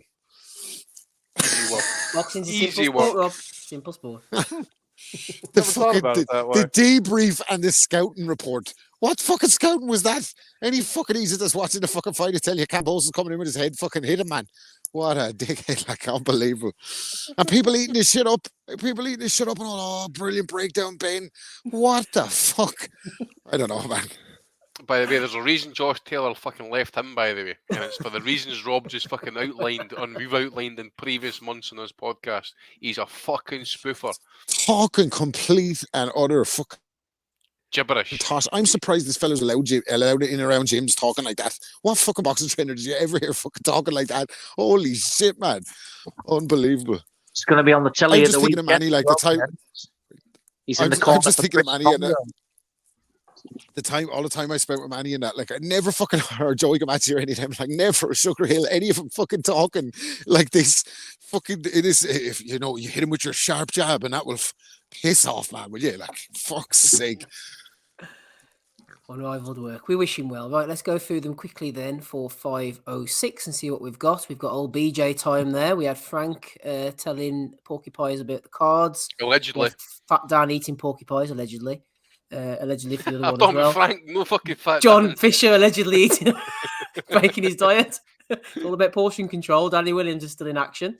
We got Eddie as promoter of the year. We had Andy nominating Eddie there as well. But Glazer's back on Twitter. Thank the Lord. There will be blood, contaminated blood apparently. Slaughterhouse Management nomination for them. Does she not have powerful legs? It's the guard coming in as well. Strang thighs. Strang thighs. That's what we call it up here. Strang thighs, baby. It's such a pity the guard never got to interview Obanov, isn't it? She'd have fucking murdered him, by the way. And there'll be some fight. She'd have strangled him with his own hair. Len Blavatnik pissing his money up the wall. We had Javonta Davis going in on Eddie Hearn, and our videos were old Boss John, Gad as well, and Dev Sarni trying to avoid getting bummed out in Dubai. Quite the lineup there. Ozzy, who are you going for this week? Come on, Oz. The guard. Oh, fuck. The guard going in on Elbrook. Matty, who are you going for? He fucking would like to go in on Elbrook as well. Stuff like that. Homeboy who was worried about getting bummed back home. Oh, Dev Sarni. Shout out, Dev. Getting a nomination for Matty. That's one apiece. Andy, who are you going for? Usually when Eddie Hearn gets multiple nominations, mate, it's got to be strong pickings for Eddie, like, because he said an absolute fucking nightmare. I mean, his boss is losing money, fucking leftover cock. And Eddie's a big fucking responsibility for losing that money. He's basically getting called a racist off Steven Espinoza. He's getting called out by one of the biggest fucking sports stars in the fucking sport. Sort of one of the biggest boxers of the sport. He's fucking wanting to call out 2 retirees for Conor Benn, bring up a midget and fucking fight Chris Eubank again in the big fights. He's losing he's losing the IBF title mandatory for Hergovich, so he can get Joshua to slot it right fucking up him. So get it right round you, Edward John Hearn. Fuck you. Oh, sorry, and as well as he regrets talking about the drug test leak. This is the guy who walked into a press conference, says he'd be taking no questions. So Edward, without doubt. Andy making a strong case there for Eddie. One for Eddie, one for the Gad, and one for Dev. Rob, who are you going for? I think Eddie is a deserved winner, and Boxercise Ben is a fucking heavy contender. But knowing his tactical nous, he'll probably find a way to win in the championship rounds, making those adjustments. Understand, Rob, he's not very intelligent, but he's a bad motherfucker. Yeah, Eddie should win it for that. Like, but for the good of the pod and the pod culture and the cult hero that is the Gad. The Gad has to be show us your legs. The Gad, like, no. Cult seems like a very operative term for some reason. How's he getting away with this? By the way, the feminists are going to get on the Gad. By the way, and Umar as well for telling the fucking female fighter to go and get her leg up on the fucking. They're about to be. You need to get Judy on this, man. Get Judy on. Judy on the scene. I know they're not a piece of meat, for fuck's sake. They're not there for your gratifications. Treat them with respect, man. Yeah, Gad. You fucking perverts. R-E-S-E-C-T. I'm also going for the Gad as well. So congratulations, Gareth A. Davis. You are I tried my best, boys. All the guys in the chat were hitting me up. Andy's got to be Eddie, he's got to be Eddie, but the Gad for his perversions and. He's just too strong, Andy. He's just too strong. A creepy weirdo, man. Like the legs. Yeah, like the legs. I bet you any money. I bet you see when a woman's fighting in the ring. I bet you the Gad. She's like, I need to go to the toilet, and he rushes back to the fucking change room. I bet he nips in the bag and he fucking smells of knickers, and he's back out again. Yeah, dirty bastard. Classy cunt. Congratulations, Gad. You are the winner for episode 506. He'd have been all over it when Ebony Bridges suggested selling a bathwater. He'd be drinking that bathwater, man. The Gad would want, he'd have been supping that, injecting it via an IV into his body or something. like Floyd in the fucking Vegas. Right up his urethra. Right. I busted a piss, man. We're going to have to bring this to a close now. Speaking of urethras. Right, thanks, everybody. Thanks to Ricky. I was going to say Rick Glazer. Ricky Graville threw in the super chat earlier. Thanks to Rick Glazer as well, I suppose. Thanks to Desmond Malloy, who joined us this week on patreon.com/boxing asylum. And thanks to the boys who've come on tonight for episode 506. Rob's been with us. Andy's been with us. Matty, Ozzy. Thanks to the chat. I've been Steve Wellings. Don't forget to hit the like on the way out. We'll catch you all again, same time next week, and bye. We'll never forget. I think that's good happening. Go to Adam, move! We want to be honest, yeah? Crying like a little bitch. I've never met a fucking soul that can fight me. I fell asleep. You're a fucking bum, you're a fucking asshole. Rumpo fucking Steltskin. But allegedly, Oscar Rivas has failed a test. 7 year ain't it? 7 year ain't it? I will fucking smash fucking you. I hope you fucking die. Be safe. I love Boxing Asylum. It's as simple as that.